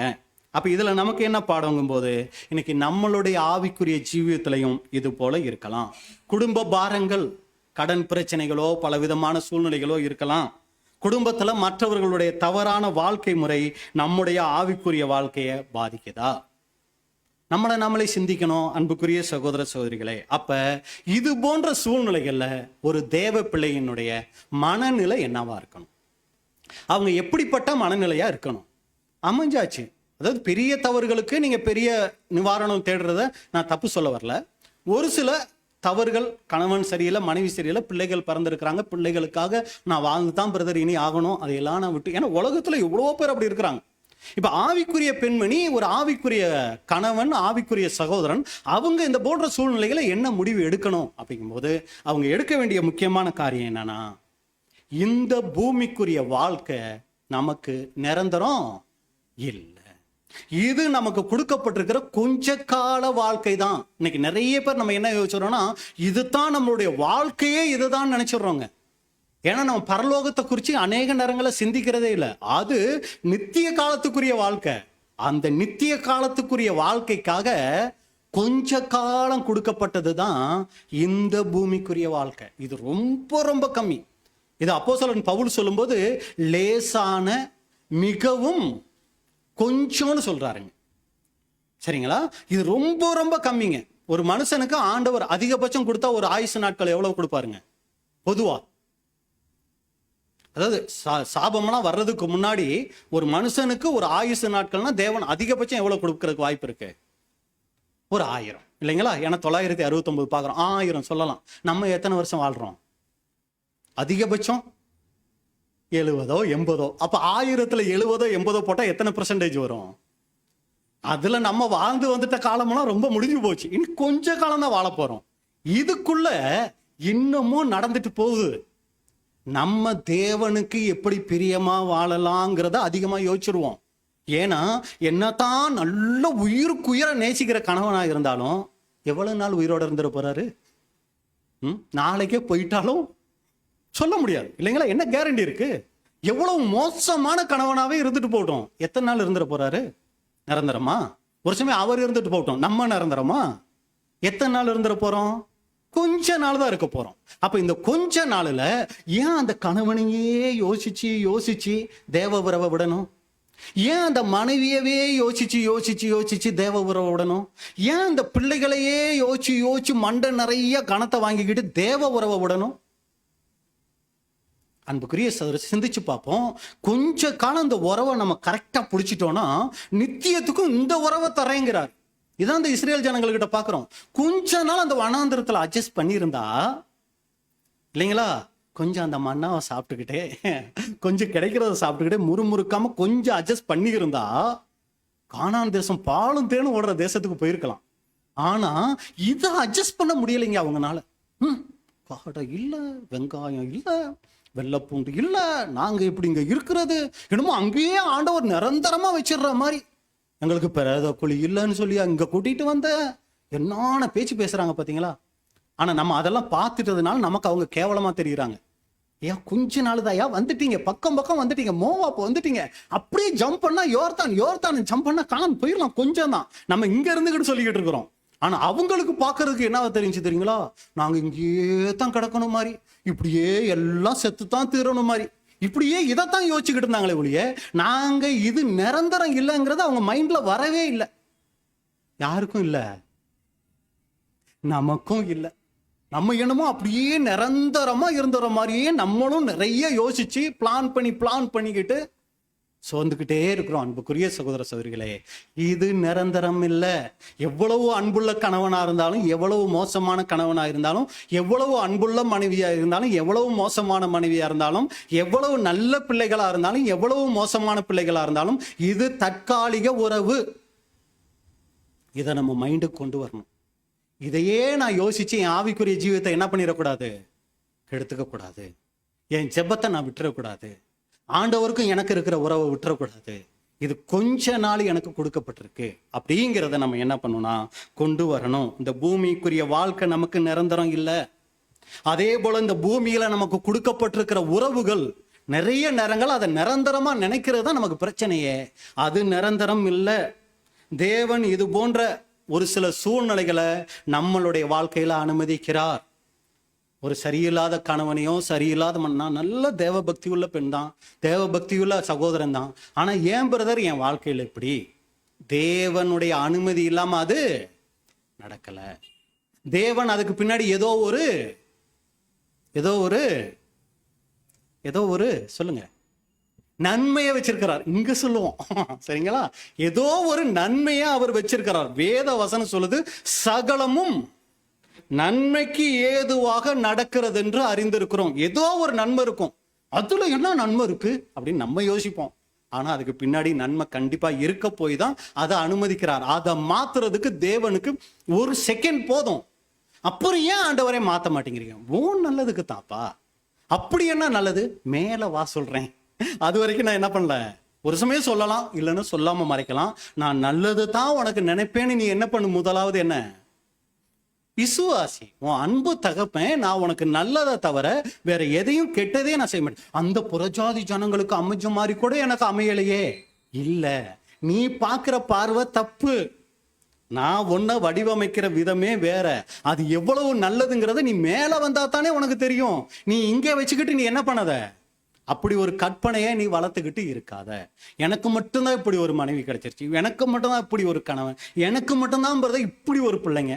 நம்ம யோசிக்கவே வேண்டாங்க. அப்படி நம்ம நினைக்கும் போதெல்லாம் தேவனை தூசிக்கிறோம். தேவனுடைய அனுமதி இல்லாம நமக்கு அதை அனுமதிக்கப்படலை. அப்ப தேவன் இந்த சூழ்நிலைகளை நம்முடைய வாழ்க்கையில அனுமதிக்கிறார்னா அதன் மத்தியில அதுக்குரிய தேவ பலனை நாம கேட்டு வாங்கணும். தேவனுக்கு பிரியமான வாழ்க்கை வாழ்றதுக்கு அதன் மத்தியில நாம நம்மளை பக்குவப்படுத்திக்கணும். எனக்கு பலன் தாங்கப்பா, எனக்கு பொறுமை தாங்கப்பா, எனக்கு பக்குவத்தை தாங்கப்பா. நம்ம தான் கேட்டு வாங்கிக்கணும். இந்த மோசமான கணவன் மத்தியில நான் எப்படி இருக்கிறது? யார போலங்க? பிணைகாசின் மனைவியை போல நான் எப்படிப்பா இருக்கணும்? எனக்கு ஞானத்தை கொடுங்க, மாத்துங்க. உங்களுக்கு சுத்தமா இருந்தா நீங்க மாத்துங்க. ஏன்னா ஒரு சமயம் அந்த கணவன் மாறினார்னா அடுத்த நாளே நம்ம பிசாசா மாறுறதுக்கு வாய்ப்பு இருக்கலாம். ஏன் கணவனை போல யாரும் இல்ல பிரதர் அப்படின்னு நம்ம பிசாசா மாறுற மாதிரி இருந்தா அவர் அப்படியே பிசாசா தான் தேவன் வச்சிருப்பாரு. ஏன் மனைவி மாறி தேவ பக்தி உள்ள பெண்மணி வந்துட்டா இவங்கெல்லாம் வேஸ்ட்னு சொல்றவங்களா நம்ம மாறுறோம்னு வைங்களே, அவங்கள கொஞ்சம் குறையாதான் தேவன் வச்சுக்கிட்டே இருப்பாரு. ஏன்னா நம்ம கொஞ்சம் வந்துட்டா ரொம்ப ஆடிடுவோங்கிறது யாருக்கு தெரியும்? ஆண்டவருக்கு தெரியும். அதனால நம்மளை உருவாக்குகிறதுக்காகவே தேவன் ஒரு சில நேரங்கள்ல அப்படிப்பட்ட அனுமதி கொடுத்திருப்பாரு. அப்பா, உங்களுக்கு தெரியாம என் வாழ்க்கையில எதுவுமே எனக்கு இவ்வளவு பெரிய சத்தியம் கொடுக்க தெரிஞ்ச உங்களுக்கு என் வாழ்க்கையில மத்ததையெல்லாம் மாத்த முடியாதா? ஏன் மாத்த மாட்டேங்கிறீங்க? அதுக்கு பின்னாடி ஏதோ ஒரு நன்மை இருக்குப்பா. அந்த நன்மை எனக்கு என்னன்னு தெரியலனாலும் அதை நன்மையா நினைச்சு நான் உங்களுக்கு நன்றி சொல்றேங்கிற அந்த இருதயத்தை தான் அப்பா நம்ம கிட்ட எதிர்பார்க்கக்கூடியவராக இருக்கிறார். அப்ப இந்த தற்காலிகமான நிரந்தரமற்ற உறவுகளுக்காக நாம நித்தியமான நிரந்தரமான வாழ்க்கையை இழந்துடக்கூடாது. இதன் மத்தியில தேவ சமூகத்துல இருந்து தேவ சந்தோஷத்தை எப்படி வாங்குறத நாம பக்குவப்படுத்தி பழகிக்கணும். தாவீது வாங்கினாருங்க. எல்லாரும் அடிச்சு துரத்தும் போது அவரு ஆண்டவர்கிட்ட இருந்து தேவ சமூகத்துல இருந்து சந்தோஷத்தை வாங்கிக்கிட்டாரு. தானியேல் வாங்கிக்கிட்டாரு. சாத்ராக் மேசாக் ஆபேத்நேகோ வாங்கிக்கிட்டாங்க. அவங்களால வாங்க முடியும்னா அவங்க தேவ பிள்ளைகள் கிடையாது, தேவ மனிதர்கள். அவங்கனால வாங்க முடியும்னா ஏன் தேவனுடைய பிள்ளைகளான நம்மளால வாங்க முடியாது? நம்ம இதை பெருசா நினைக்கிற வரைக்கும் அதை வாங்க முடியாது. அன்புக்குரிய சகோதர சகோதரிகளே, ஏன்னா பொதுவா கிறிஸ்தவர்களே எதுக்காக கிறிஸ்தவர்கள் அப்படின்னு பாத்தீங்கன்னா உலகத்துல நல்லா வாழ்றதுக்காகத்தான் அவங்க கிறிஸ்தவ வாழ்க்கையே நினைக்கிறாங்க. நல்ல சுகமா வாழணும், குடும்பத்துல எந்த குறைச்சலும் வரக்கூடாது, ஒரு நல்ல சுகமா இருக்கணும், லக்ஸரியா இருக்கணும். இப்படித்தான் நிறைய பேர் கிறிஸ்துவத்துக்குள்ள வந்து நினைக்கிறாங்கங்க. அப்படி பார்த்தா அம்பானியும் பில்கேட்ஸ் இவங்க தான் தேவனால என்னானவங்க, ஆசீர்வதிக்கப்பட்டவங்கள மாதிரி. இந்த உலக வாழ்க்கைக்காக தேவன் நம்மள அழைக்கல. ஒரு சமயம் நமக்கு நல்ல வசதிகள் இருக்கலாம், ஒரு சமயம் வசதிகளே இல்லாம இருக்கலாம். சாதாரண ஜனங்களும் இந்த உலகத்துல வாழ்ந்துகிட்டு இருக்கிறாங்க. ஒரு நேரம் சாப்பாட்டுக்கு வழி இல்லாத ஜனங்களும் வாழ்ந்துகிட்டு இருக்கிறாங்க. அதே நேரத்துல ரொம்ப லக்ஸரி உள்ள ஜனங்களும் இந்த உலகத்துல இருந்துட்டு இருக்கிறாங்க. எல்லாம் கலந்ததுதான் உலகம். இதுல இயேசு கிறிஸ்துவை ஏத்துக்கிட்டா அப்படியே கீழே இருந்து அப்படியே எப்படிதான் இருப்போம்? மேலேயே தான் இருப்போம். அதுக்காக தேவன் நம்மளை அழைக்கவே இல்லை. நீ ஒரு சமயம் கீழான நிலைமையில இருக்கிறியா, அந்த கீழான நிலைமையிலேயே எனக்கு பிரியமா வாழ முயற்சி செய். ஒரு சமயம் மேலான நிலைமையில இருக்கியா, அந்த மேலான நிலைமையிலேயே எனக்கு பிரியமா வாழ முயற்சி. அதுக்கு தான் வேதத்தில் அருமையான உதாரணம் பார்ப்போம். எரேமியா, எசேக்கியேல், தானியேல். தானியேல் அரண்மனையில இருந்துகிட்டு தேவனுக்கு பிரியமா வாழ்றாரு. எரேமியா எருசலேம்ல இருந்துகிட்டு பகைவர்கள் படைசூழ உள்ள இருந்துகிட்டு குழியில போடப்பட்டு கஷ்டப்பட்டுக்கிட்டு தேவ உறவுக்குள்ள இருக்கிறார். எசேக்கியேல் அடிமையா போய் தரையில படுத்து இப்படி கைய வச்சு ஒரு கழிச்சு படுத்துக்கிட்டு தேவனுக்கு பிரியமா இருக்கிறார். அவங்க இருக்கிற சூழ்நிலைகள்ல தேவனுக்கு பிரியமா இருந்தாங்களே ஒழிய, எசேக்கியேல் என்னை தானியேலை போல மாற்றும், அப்போ உமக்கு பிரியமா இருக்கிறேன்னு அவர் என்ன பண்ணிட்டு இருக்கலைங்க, சொல்லிக்கிட்டு இருக்கல. அவங்க இருக்கிற நிலைமையில திருப்தியா ஓடினாங்க. ஆனா இன்னைக்கு கிறிஸ்துவம் அப்படி அதை மாத்திருச்சு. நீ இயேசு கிறிஸ்து வந்தா உன் வாழ்க்கையே மாறிடும்னு சொல்லிட்டதுனால, நம்மளும் அங்கேயெல்லாம் இருந்து வந்துட்டதுனால அநேக நேரங்கள் அந்த மைண்ட் என்ன வந்துருது நமக்கு, அந்த பிரதர் போன தடவை பேப்டிஷன் எடுத்தாரு, இந்த கார் வாங்கிட்டாரு, நான் இன்னும் ஒன்றும் சைக்கிளையே மாற்ற முடியலையே. நம்மளும் இந்த உலகத்துல வச்சே இன்னைக்கு சகோதர சகோதரிகள் நம்ம இங்க பார்த்துக்கிட்டு இருக்கிறோங்க. நம்ம இவங்களை இதுல ஈக்குவல் பண்ணி பார்க்கறதுக்காக தேவன் நம்மளை அழைக்கல. இது தற்காலிகமான ஒண்ணு தேவன் நமக்கு கொடுக்கறது எப்படி ஆசீர்வாதமாகும்? எல்லாம் இருக்கீங்களா? தற்காலிகமான ஒண்ணு தேவன் கொடுக்கிறது எப்படி ஆசீர்வாதமா இருக்கும் இல்லைங்களா? எப்பவும் நிரந்தரமா இருக்கிறது தானே தேவனுடைய ஆசீர்வாதமா இருக்கும். அதை தேவன் பரலோகத்துல தானே நமக்கு வச்சிருக்கிறாரு. எப்படி இங்க வைப்பாரு? ராஜ்யத்துல வேணா அதை வைப்பாரு. இப்போ தேவனுடைய ஆசீர்வாதங்கிறது இந்த தற்காலிக பொருட்கள் சார்ந்தது இல்ல. இதுல நம்ம தெளிவாகணுங்க. ஒரு சமயம் நமக்கு பணம் கொடுக்கலாம், நல்ல வேலை கொடுக்கலாம், இன்னும் கொஞ்சம் வசதியை கொடுக்கலாம், ஒரு சமயம் கொடுக்காமலும் போகலாம். இது என்னுடைய தேவ உறவை பாதிக்க கூடாது. என் குடும்பம் நல்ல விதமா அமையலாம், ஒரு சமயம் அமையாமலும் போகலாம்.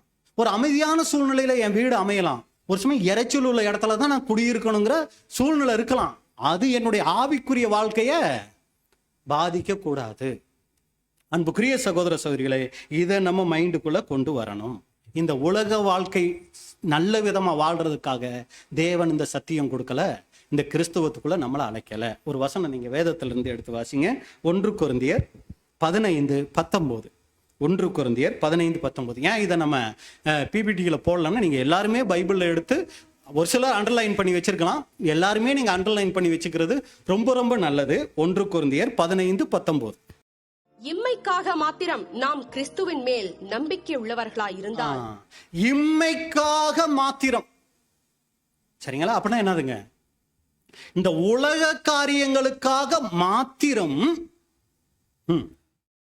நாம் கிறிஸ்துவின் மேல் நம்பிக்கை உள்ளவர்களாய் இருந்தால், நாம் கிறிஸ்துவின் மேல நம்பிக்கை வச்சுக்கிட்டு இருந்தோம்னா, நான் இயேசுவை விசுவாசிக்கிறேன், இயேசுவை நம்புறேன், பிதாவாகிய தேவனை நம்புறேன், அதனால என் குடும்பம் நல்லா இருக்கணும், எனக்கு நல்ல வேலை கிடைக்கணும், என் பிள்ளைக்கு நல்ல திருமணம் ஆகணும், நான் நோய் நொடி இல்லாம இருக்கணும், இதெல்லாம் இம்மை இல்லைங்களா?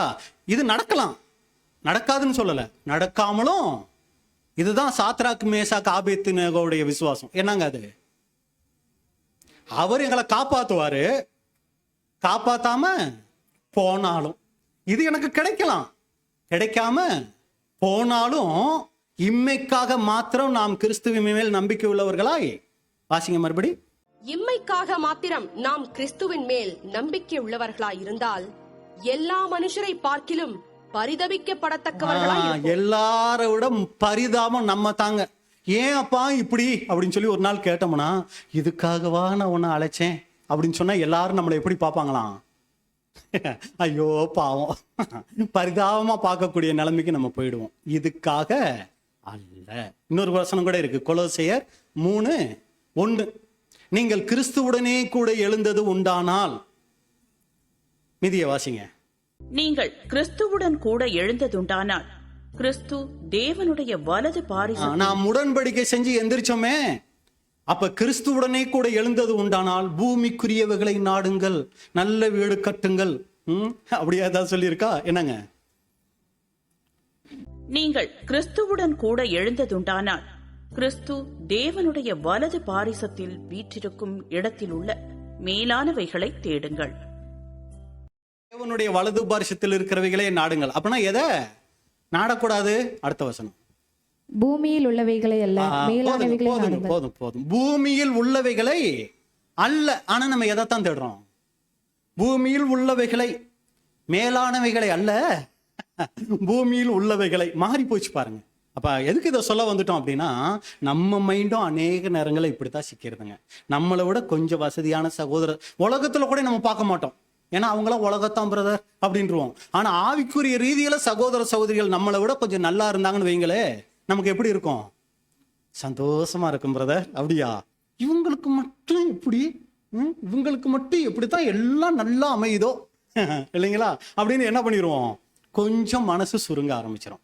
பூமிக்குரியவைகளை அல்ல, ஆவிக்குரிய. இவங்க மட்டும் எப்படி ஆண்டவருக்கு இவ்வளவு பிரியமா இருக்க முடியுது? இவங்க மட்டும் இப்படி ஜெபிக்க முடியுது? எப்படி இவங்களால மட்டும் இப்படி இருக்க முடியுது? அதை தேடுவோம். அது எவ்வளவோ நீங்க பொறாமப்பட்டு முன்னேறணும். பொறாமப்படுறதுன்னா அவங்கள தள்ளுறதை பத்தி யோசிக்க வரல, சரிங்களா? நானும் அது போல ஆகணும்னு யோசிக்கிறது நல்லது. பூமிக்குரியவைகளை அல்ல, மேலானவைகளையே நாடுங்கள். அன்புக்குரிய சகோதர சகோதரிகளே, இதுதான் இந்த அம்மா கிட்ட இருந்து நம்ம பார்க்கிறோம். அதாவது இந்த சூழ்நிலைகள்ல இந்த அம்மா சமாதானமா சந்தோஷமா இருக்க கத்துக்கிட்டாங்க. அடுத்து இந்த அம்மா கிட்ட பார்க்குற காரியம், ஒரே நேரத்துல துக்கம், ஒரே நேரத்துல சந்தோஷம். பாருங்க, ரெண்டும் அனுபவிக்கிறாங்க.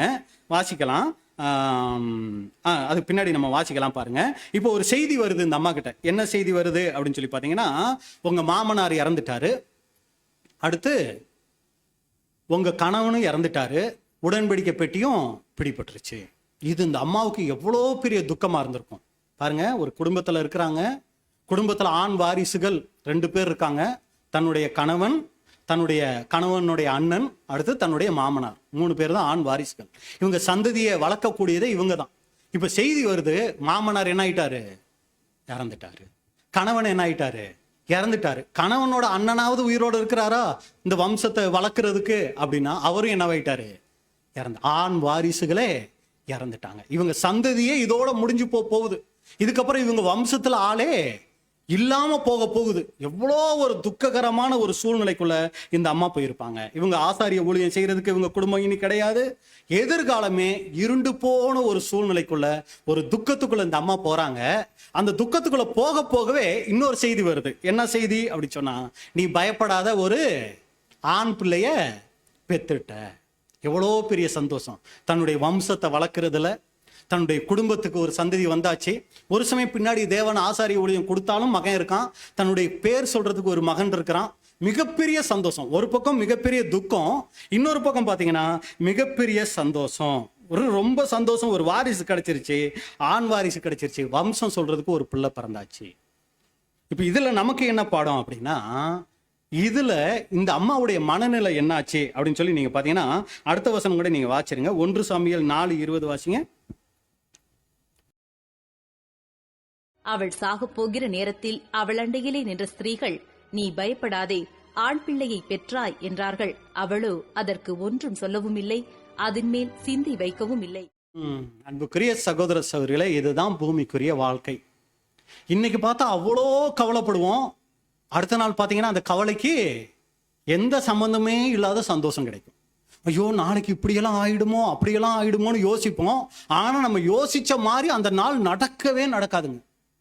ஒரு சமயம் நாளைக்கு இப்படி நல்லா இருக்கும்னு நினைப்போம், அது மாதிரி மோசமான நாள் எதுவுமே இருக்காது. அன்புக்குரிய சகோதர சகோதரிகளே, இன்பமும் துன்பமும் கலந்ததுதான் இந்த தீமை நிறைந்த உலகம். இந்த தீமை நிறைந்த இந்த உலகத்துல எப்பவுமே சந்தோஷத்தை அனுபவிக்கக்கூடிய ஆளு கிடையவே கிடையாதுங்க. நம்ம நினைச்சுக்கிட்டு இருப்போம், ரொம்ப வசதியானவங்க எப்பவுமே எப்படி இருக்காங்க? சந்தோஷமா இருக்காங்கன்னு நினைப்போம். ஆனா அவங்கள போல துக்கத்துல இருக்கிறவங்க யாருமே இருக்க முடியாது. உதாரணத்துக்கு நான் புரிஞ்சுக்கிறதுக்காக சொல்றேனே, இப்ப மேற்பாளையத்துல இருந்து பஸ் ஏறிட்டேன். இப்ப இங்க பஸ்க்கு இங்கேயே பஸ் வந்து இறங்குற மாதிரி நினைச்சுக்கோங்களேன். பஸ்ல வந்து இறங்குறேன், சரிங்களா? நான் எப்படி வருவேன்? மேற்பாளையத்துல இருந்து ஒருத்தர் கார் எடுத்துக்கிட்டு வர்றாரு இங்க, அவர் எப்படி வருவார்? யார் ரொம்ப சந்தோஷமா வருவான்னு நீங்க நினைக்கிறீங்க? கார்ல வரவர் தானே. கற்பனை பண்ணி பாருங்க. பஸ்ல ஏறின உடனே என்ன தெரியுங்களா பண்ணுவோம்? டிரைவர் யாருன்னு பார்ப்போமா? டிக்கெட் வாங்கினோமா, ரொம்ப டயர்டா இருந்துச்சா என்ன பண்ணுவோம்? நல்லா கண்ணை மூடி தூங்கிட்டு நீட்டா வந்து இறங்கிடுவோம். இதே கார் எடுத்துக்கிட்டு வர்றோம்னு வைங்க, நிம்மதியா வருவோங்கிறீங்க. வரான் பாரு, எப்படி வரான் பாரு, இங்க வரான் பாரு, சைட்ல வரான் பாரு. ஒரு நிம்மதியா வந்து இறங்குவோம்னு நினைக்கிறீங்களா? ஒரு சமயம் பாதி வழியில ஏதாவது ஸ்கூட்டருக்காரன் லைட்டா ஒரு கோடு போட்டுட்டு போயிட்டான்னு வச்சுக்கோங்க, இங்க வந்து உட்காந்து தேவ செய்தி கேட்போம்னு நினைக்கிறீங்க. மைண்டு பூரா எங்க இருக்கும்? இப்படி இடிச்சுட்டு போயிட்டானே, இதுக்கு தான் நேரத்திலேயே போயிடணும்னு சொன்னேன். என்னோட யோசனைக்குள்ள இருப்போம் தெரியுங்களா? பாருங்க, நம்ம நினைச்சுக்கிறோம் பாத்தீங்களா, பொதுவாக சொல்லும் போது எப்படி தெரியுது? கார்ல வரவங்க தான் சந்தோஷமா வராங்க, பஸ்ல வரவங்க சந்தோஷமா வரலையா? அவங்களுக்கு சந்தோஷமும் இல்லை, கவலையும் இல்லை. அதே நேரத்தில் பஸ்ல ஏறுறீங்க, ஃபுல் ரெஸ் இருக்குது. ஐயோ, இங்கேருந்து கோயம்புத்தூர் வரைக்கும் நின்றுட்டு தான் போகணுமாங்கும் போது டக்குன்னு பக்கத்தில் இருக்கிற ஒருத்தர் வேற யாருக்கும் சீட் போட்டு கூப்பிட்டு உட்காருங்க நம்மளை உட்கார வச்சுட்டாருன்னு வைங்க, அந்த பஸ்லயே யாரு சந்தோஷமானால் தெரியுங்களா? சந்தோஷத்தை அனுபவிக்கிறதுக்கு அதுல தாங்க தேவன் நிறைய வச்சிருக்கிறார். கஷ்டப்படுறவங்க தாங்க நிறைய சந்தோஷத்தை அனுபவிக்க முடியும். எப்போ வசதியா இருக்கிறாங்களோ அவங்க நிறைய சந்தோஷத்தை எல்லாம் அனுபவிக்க முடியாது. ஒரு வீடை கட்டி பாருங்க, சந்தோஷம் நிறைய இருக்கும். அது எது வரைக்கும் இருக்கும் தெரியுங்களா? அதை விட இன்னொருத்தர் நல்ல வீடு கட்டி அதை பார்க்குற வரைக்கும் இருக்கும். அந்த வீட்டுக்கு ஏதாவது ஓப்பனிங்க்கு உங்களை கூப்பிட்டு அங்கே நீங்கள் போய் பார்த்து அதே சைஸில் இருந்து அவங்கள விட நீங்கள் கொஞ்சம் மோசமாக கட்டியிருந்தீங்கன்னு வைங்க, சந்தோஷம் அதோட போயிடுங்க. அதுக்காக நீங்கள் கார் வைக்க வேண்டாம், வண்டி வைக்க வேண்டாம், இது வீடு கட்ட வேண்டாம்னு நான் சொல்ல வரல. எதுக்கு சொல்ல வரேன் அப்படின்னா, பக்கத்தில் ஒரு வாடகை வீட்டுக்கு போகிறோம், பக்கத்தில் இருக்க ஆளுங்க ரொம்ப மோசம், ரொம்ப கெட்ட கெட்ட வார்த்தைகள் பேசிட்டு இருக்காங்க, ரொம்ப டயர்டு பண்ணுறாங்க. என்ன பண்ணலாம்? மாத்திட்டு போயிட்டே இருக்கலாம். இதே சொந்த வீடா இருந்தா என்ன பண்ணோம்? இது ஒரு உதாரணத்துக்காக சொல்ல. எதுக்கு இதை சொல்ல வந்துட்டேன் அப்படின்னா, நம்ம சந்தோஷம்னு நினைக்கிறது இந்த உலகத்துல நிறைய நேரங்களில் சந்தோஷத்தை தர்றது இல்லை. அதுக்காக இதை சொல்ல வரேன், சரிங்களா? அப்ப எதுக்கு இதை நம்ம புரிஞ்சுக்கிறோம் அப்படின்னா, இந்த உலகத்துல பணக்காரங்களா இருந்தாலும் ஏழைகளா இருந்தாலும் எல்லாருமே இந்த உலகத்துல கஷ்டம் அனுபவிக்கிறாங்க, வேதனை அனுபவிக்கிறாங்க, சந்தோஷத்தை அனுபவிக்கிறாங்க. எல்லாமே கலந்தது தான் இந்த வாழ்க்கை. இப்படி ஆயிட்டா சந்தோஷம் கிடைச்சிரும்னு ஒருபோதும் நம்ம என்ன பண்ணிடக்கூடாது, நினைச்சிடவே கூடாது. திருமணம் ஆகாதவங்களுக்கு எது சந்தோஷம்? திருமணம் ஆயிட்டா சந்தோஷம்னு நினைக்கிறாங்க. திருமணம் ஆனவங்க கிட்ட கேட்டு பாருங்க, நல்லா சந்தோஷமா இருக்கீங்களான்னு. நாங்க படுற பாடு எங்களுக்கு தானே தெரியும். எதுக்கு இதை சொல்ல வரோம்? அதுக்காக திருமணம் பண்ண வேண்டாம்லாம் சொல்ல வரல. எதுக்கு சொல்ல வரேன்னா, எல்லாமே தூரத்து பார்வைக்கு சந்தோஷத்தை தரக்கூடியதா இருக்கும். அனுபவத்துக்குள்ள போகும்போது எல்லாமே ஒரு சில துக்கங்களும் சந்தோஷமும் நிறைந்தது தான் வாழ்க்கை. பிரசங்கி 7ஆம் அதிகாரம் 14வது வசனம் இருக்குங்களா? பிரசங்கி 7:14 வாசிங்க. வாழ்வு காலத்தில் நன்மையை அனுபவித்திரு, தாழ்வு காலத்தில் சிந்தனை செய். மனுஷன் தனக்கு பின் வருவதொன்றையும் கண்டுபிடியாதபடிக்கு தேவன் இவ்விரண்டையும் ஒன்றுக்கொன்று எதிரடியாக வைத்திருக்கிறார். தாழ்வு காலத்தில் நன்மையை அனுபவிச்சிரு, நல்லா என்ஜாய் பண்ணு. தாழ்வு காலம் வருதா, சிந்தனை பண்ணு. மனுஷன் தனக்கு பின் வருவது ஒன்றையும் கண்டுபிடியாதபடிக்கு நாளைக்கு என்ன நடக்கும்னு தெரியாது. தேவன் இவ்விரண்டையும் ஒன்றுக்கு ஒன்று எதிரடையாக வைத்திருக்கிறார். ரெண்டும் கலந்தது தான் அன்புக்குரிய சகோதர சகோதரிகளை இந்த வாழ்க்கை. இந்த உலகத்துல நம்மளை ரொம்ப அருமையா நேசிச்சவங்க நம்மளை விட்டு போயிருக்கலாம். அதையே நினைச்சு நினைச்சு இந்த ஆவிக்குரிய வாழ்க்கையில இழந்து போயிடாதீங்க. இந்த உறவுகள் எல்லாமே தற்காலிக உறவுகள். இது ஒரு நாள் நம்மளை விட்டு போகத்தான் போகுது. வயநாட்டுல தெரியுமா நாளைக்கு என்ன நடக்க போகுதுன்னு தெரிஞ்சிருக்குமா? சிந்தனை செய். இது ஒவ்வொன்றையும் தேவன், அவங்க அந்த வீட்டுக்குள்ள இருந்தவங்க, அந்த செத்து போனவங்களாம் எத்தனை வருஷத்து கற்பனைகளில் எத்தனை வருஷம் மனக்கோட்டைகளை கட்டி வச்சிருந்திருப்பாங்க. போச்சுங்களே ஒரு செகண்ட்ல. அப்ப இதுதான் அன்புக்குரிய சகோதரன். நமக்கு ஏன் இதெல்லாம் தேவன் பாடமா வச்சிருக்கிறாரு? நீங்க என்ன பண்ணாதீங்க, இதையெல்லாம் நினைச்சு கவலைப்பட்டுட்டு இருக்காதீங்க. இது நிரந்தரம் இல்லை. அப்ப இதன் மத்தியில ஒரு பக்கம் மாமனார் கணவன் இறந்துட்டாருங்கிற துக்கம், ஆண் பிள்ளை பிறந்துருச்சுங்கிற சந்தோஷம். பிணைகாசினுடைய மனைவி எப்படிப்பட்டவங்களா இருந்தாங்க? இதுதான் அவங்க ஆவிக்குரிய பெண்ணுங்கிறத காமிச்சு கொடுக்குது. 1 சாமுவேல் 4:20 மறுபடியும் வாசிங்க. அவள் சாகப் போகிற நேரத்தில் அவள் அண்டையிலே நின்ற ஸ்திரீகள், நீ பயப்படாதே, ஆண் பிள்ளையை பெற்றாய் என்றார்கள். அவளோ அதற்கு ஒன்றும் சொல்லவும் இல்லை, அதன் மேல் சிந்தி வைக்கவும் இல்லை. அவளோ அதற்கு ஒன்று சொல்லவும் இல்லை, அதன் மேல் சிந்தை வைக்கவும் இல்லை.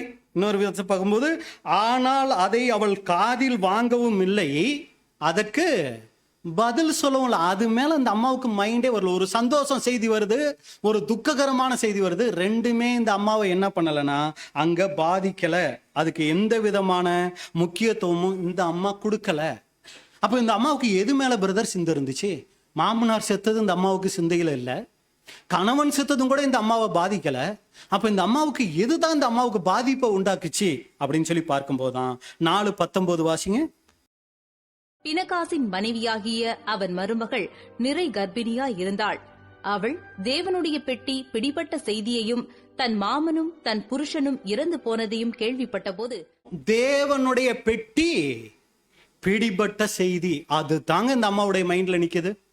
கணவன் செத்தது, மாமனார் செத்தது, இதெல்லாம் மைண்டுக்குள்ள இல்ல. தேவனுடைய பிடிபட்ட செய்தியையும். அடுத்து 21 வாசிங்க. தேவனுடைய பெட்டி பிடிபட்டு அவளுடைய மாமனும் அவளுடைய புருஷனும் இறந்து போனபடியினால், தேவனுடைய பெட்டி பிடிபட்டு, இதுதான் ரொம்ப முக்கியமா பாக்குறோம். 22 வாசிங்க. தேவனுடைய பெட்டி பிடிபட்டு போனபடி. ஆனா மேல இருக்க 2 வசனங்களையும் மாமனார் இறந்தது, கணவன் இறந்ததெல்லாம் அதுல இருக்கும். ஆனா இந்த வசனத்துல தெளிவா மறுபடி சொல்லுது. 3 வசனம் பாக்குறோம். ஃபர்ஸ்ட் தேவனுடைய பெட்டி, ரெண்டாவது 21லயும் தேவனுடைய பெட்டி, 22லயும் நீங்க பாத்தீங்கன்னா வாசிங்க. தேவனுடைய பெட்டி பிடிபட்டு போனபடியினால் மகிமை இஸ்ரவேலை விட்டு விலகி போயிற்று என்றாள். அப்ப பாத்தீங்கன்னா இந்த அம்மாவுடைய மைண்ட் என்னன்னா, பெட்டி பிடிபட்டுருச்சு, மகிமை இஸ்ரேலை விட்டு போயிடுச்சு. இதான் இந்த அம்மா ஆவிக்குரிய பெண் அப்படின்னு நம்ம எதுக்கு சொன்னோம்னா இதுதான். இந்த அம்மா ஒரு உலக பிரகாரமான பெண்ணா இருந்திருந்தா இவங்க மைண்ட்ல கணவன் செத்ததும் மாமனார் செத்ததும் தான் இவங்களை பாதிப்புக்கு உள்ளாக்கி இருக்கணும். ஆனா இவங்களை எது பாதிப்புக்கு உள்ளாக்கிச்சுன்னா, தேவனுடைய பெட்டி பிடிபட்டுருச்சு, தேவனுடைய மகிமை இஸ்ரேலை விட்டு போயிடுச்சு. மகிமை போயிடுச்சே அப்படிங்கிறத, மகிமை போயிடுச்சு அப்படிங்கிறத என்ன வச்சுட்டாங்க, பேராவே தன்னுடைய பிள்ளைக்கு அங்க வச்சுட்டாங்க. மகிமை எங்கே அப்படின்னு கூட சொல்றாங்க. இக்கபோத் அப்படின்னா மகிமை இஸ்ரேலை விட்டு போயிற்று. இன்னொரு வகையில மகிமை போயிடுச்சு, இன்னொரு மகிமை எங்கே அப்படிங்கிறத தான் அங்க ஒரு பேரா வச்சுட்டாங்க. தன் கணவர் மாமனா இறந்த துக்கத்தை காட்டிலும், தன்னுடைய வம்ச விருத்திக்கு வந்துட்ட ஒரு ஆண் பிள்ளை கிடைச்ச சந்தோஷத்தை காட்டிலும், தேவனுடைய பெட்டி பிடிபட்டது தான் இவங்களுக்கு மிகப்பெரிய வேதனையா இருந்துச்சு. தேவனுடைய மகிமை இஸ்ரேல் ஜனங்களை விட்டு போயிடுச்சுங்கிறதான் இவங்களை மிகப்பெரிய துக்கத்துக்குள்ள கொண்டு போயிடுச்சு அப்படின்னு கூட பாக்குறோம். இந்த பக்கம் மாமனார் செத்துட்டாரு, வீட்டுக்காரர் செத்துட்டாரு, புள்ள பிறந்துருச்சுங்கிறதுல இவங்க சிந்தையை வைக்கவில்லை. அது இவங்களுக்கு அதன் மேல் அவள் தன்னுடைய சிந்தையை வைக்கவில்லை அப்படின்னு கூட பார்க்கிறோம். அப்ப இதுல நமக்கு என்ன பாடம்? இன்னைக்கு நம்மளுடைய சிந்தைய, அன்புக்குரிய சகோதர சகோதரிகளை, ஒரு நாளுல எதன் மேல அதிகமா நாம வைக்கிறோம்? உலக பிரகாரமான சந்தோஷம் தேவ சமூகத்தின் சந்தோஷத்தை காட்டிலும் பெருசா நமக்கு தெரியுதா? உலக பிரகாரமான துக்கம் தேவ சமூகத்திலிருந்து நம்மளை பிரிக்கக்கூடியதாக இருக்குதா? நாமளே சிந்திச்சு பார்க்கணும். இதான் இன்னைக்கு நாம் பார்த்துட்டோம் இந்த பிணைகாசின் மனைவி கிட்ட இருந்து. அப்ப மறுபடியும் அந்த காரியங்களை நம்ம சொல்லி முடிக்கலாம். பேர் சொல்லப்படாத இந்த பிணைகாசின் மனைவி கிட்ட இருந்து நம்ம கற்றுக்கொள்ளக்கூடிய காரியம் என்ன அப்படின்னு சொல்லி பாத்தீங்கன்னா, அன்புக்குரிய சகோதர சகோதரிகளே, நாம் எதிர்பார்த்தபடி நமக்கு வாழ்க்கை துணை அமையாம போகலாம். ஒரு சமயம் நாம் எதிர்பார்த்த மாதிரி சூழ்நிலைகள், வீடு வேலை நமக்கு அமையாம போகலாம். அதன் மத்தியில தேவ உறவோட வாழ நாம கத்துக்கொள்ளணும். எந்த ஒரு காரியமும் தேவனுக்கும் நமக்கும் இருக்கிற உறவை பிரிக்காதபடி நம்ம என்ன பண்ணுங்க, நாம பார்த்து கொள்ளணும். தேவ உறவுக்கு அப்புறம் தான் இந்த உலகத்துல இருக்கிற எல்லா உறவுகளும் அப்படிங்கிற ஒரு மனநிலைக்கு நாம வந்துடணும். அப்படி வர முடியலையா, தேவனுடைய சமூகத்துல அதுக்காக என்ன பண்ணணும், ஜெபிக்கணும். அப்பா உங்க உறவை விட எனக்கு இந்த உறவு பெருசா தெரியுதுப்பா. ஆபிரகாமுக்கு அப்படி தெரியலையே, ஆனா அந்த ஏலிக்கு அப்படி தெரிஞ்சிருச்சே இல்லைங்களா? ஆபிரகாமுக்கு தன்னுடைய மகன் பெருசா தெரியல, தேவன் தான் பெருசா தெரிஞ்சாரு. ஏலிக்கு தேவன் பெருசா தெரியல, மகன் தான் பெருசா தெரிஞ்சிட்டார். சரிங்களா? அது மாதிரி ஏலி மாதிரி நான் இருந்துடக்கூடாது, ஆபிரகாம் மாதிரி நான் இருக்கிறதுக்கு எனக்கு உதவி செய்யுங்கப்பான்னு சொல்லி நம்ம என்ன பண்ணோம்னா, நாம் ஜெபிக்கக்கூடியவங்களாக இருக்கணும். அடுத்து, இந்த உலகத்துல எவ்வளவு பெரிய சந்தோஷத்தை கொடுக்கக்கூடிய காரியம் நம்முடைய வாழ்க்கையில இருந்துட்டாலும், உலக பிரகாரமா எவ்வளவு துக்கத்தை கொடுக்கக்கூடிய காரியம் இந்த உலகத்துல நமக்கு இருந்துட்டாலும் அது நிரந்தரம் இல்லை. ரொம்ப சந்தோஷம் கொடுக்குதுன்னு ரொம்ப பெருமைகளையும் போயிட வேண்டாம், ரொம்ப துக்கத்தை கொடுக்குதுன்னு சோர்ந்தும் போயிட வேண்டாம். ரெண்டுமே நிரந்தரம் இல்லை. இதன் மத்தியில பவுலை போல சொல்லணும், தேவனுடைய அன்பை விட்டு நம்மை பிரிப்பவன் சொல்றாரு பாருங்க, உபத்திரவமோ வியாகுலமோ துக்கமோ மரணமோ தாழ்வோ ஜீவனோ வேற எந்த சிருஷ்டியோ தேவன் மேல நான் வச்சிருக்கிற அன்பை பிரிக்க மாட்டாதென்று நிச்சயித்திருக்கிறேன். அந்த மாதிரி ஒரு நிச்சயம் உள்ளவர்களா அன்புக்குரிய சகோதர சகோதரிகளை மாறணும். தேவனுடைய மகிமையை, நான் இன்னைக்கு பேசுற வார்த்தை தேவன் மகிமைப்படுற மாதிரி இருக்கா? நான் ஒரு குடும்பத்துல மனைவிங்கிற ஸ்தானத்துல இருக்கிறேனே, அது தேவன் மகிமைப்படுற மாதிரி இருக்கா? கணவன் நான் ஒரு வாழ்க்கை கணவனா வாழ்றேனே, அது தேவன் மகிமைப்படுற மாதிரி இருக்கா? ஒரு மாமனார் ஒரு மாமியாரா நான் இருக்கிறேனே, அது என் குடும்பத்துல தேவன் மகிமைப்படுற மாதிரி இருக்கா? இப்படிதான் அன்புக்குரிய சகோதரர்களே நாம சிந்திக்கணும். தேவனுடைய மகிமை நம்மளை விட்டு போய்விடாதபடி நாம் நம்மளை காத்துக்கொள்ளவும், இந்த பிணைகாசின் மனைவியை போல நாம் நம்மளுடைய வாழ்க்கையை தேவனோடு இருக்கிறதுல சந்தோஷப்படுத்தி கொள்கிறதுல நாம் உருவாக்கி கொள்ளவும் தேவன் தாமே நம்ம ஒவ்வொருவருக்கும் உதவி செய்வாராக. பொறுமையோடு கேட்ட உங்களை தேவன் ஆசீர்வதிப்பாராக. இப்படிப்பட்டதான வாய்ப்பை கொடுத்த பிதாவாகிய தேவனுக்கும் ஆண்டவராகிய இயேசு கிறிஸ்துவுக்கும் அருமையான சபையாருக்கும் எங்களுடைய நன்றியை தெரிவித்துக் கொள்கிறோம். தேவனுடைய நாமம் மகிமைப்படுவதாக. ஆமென்.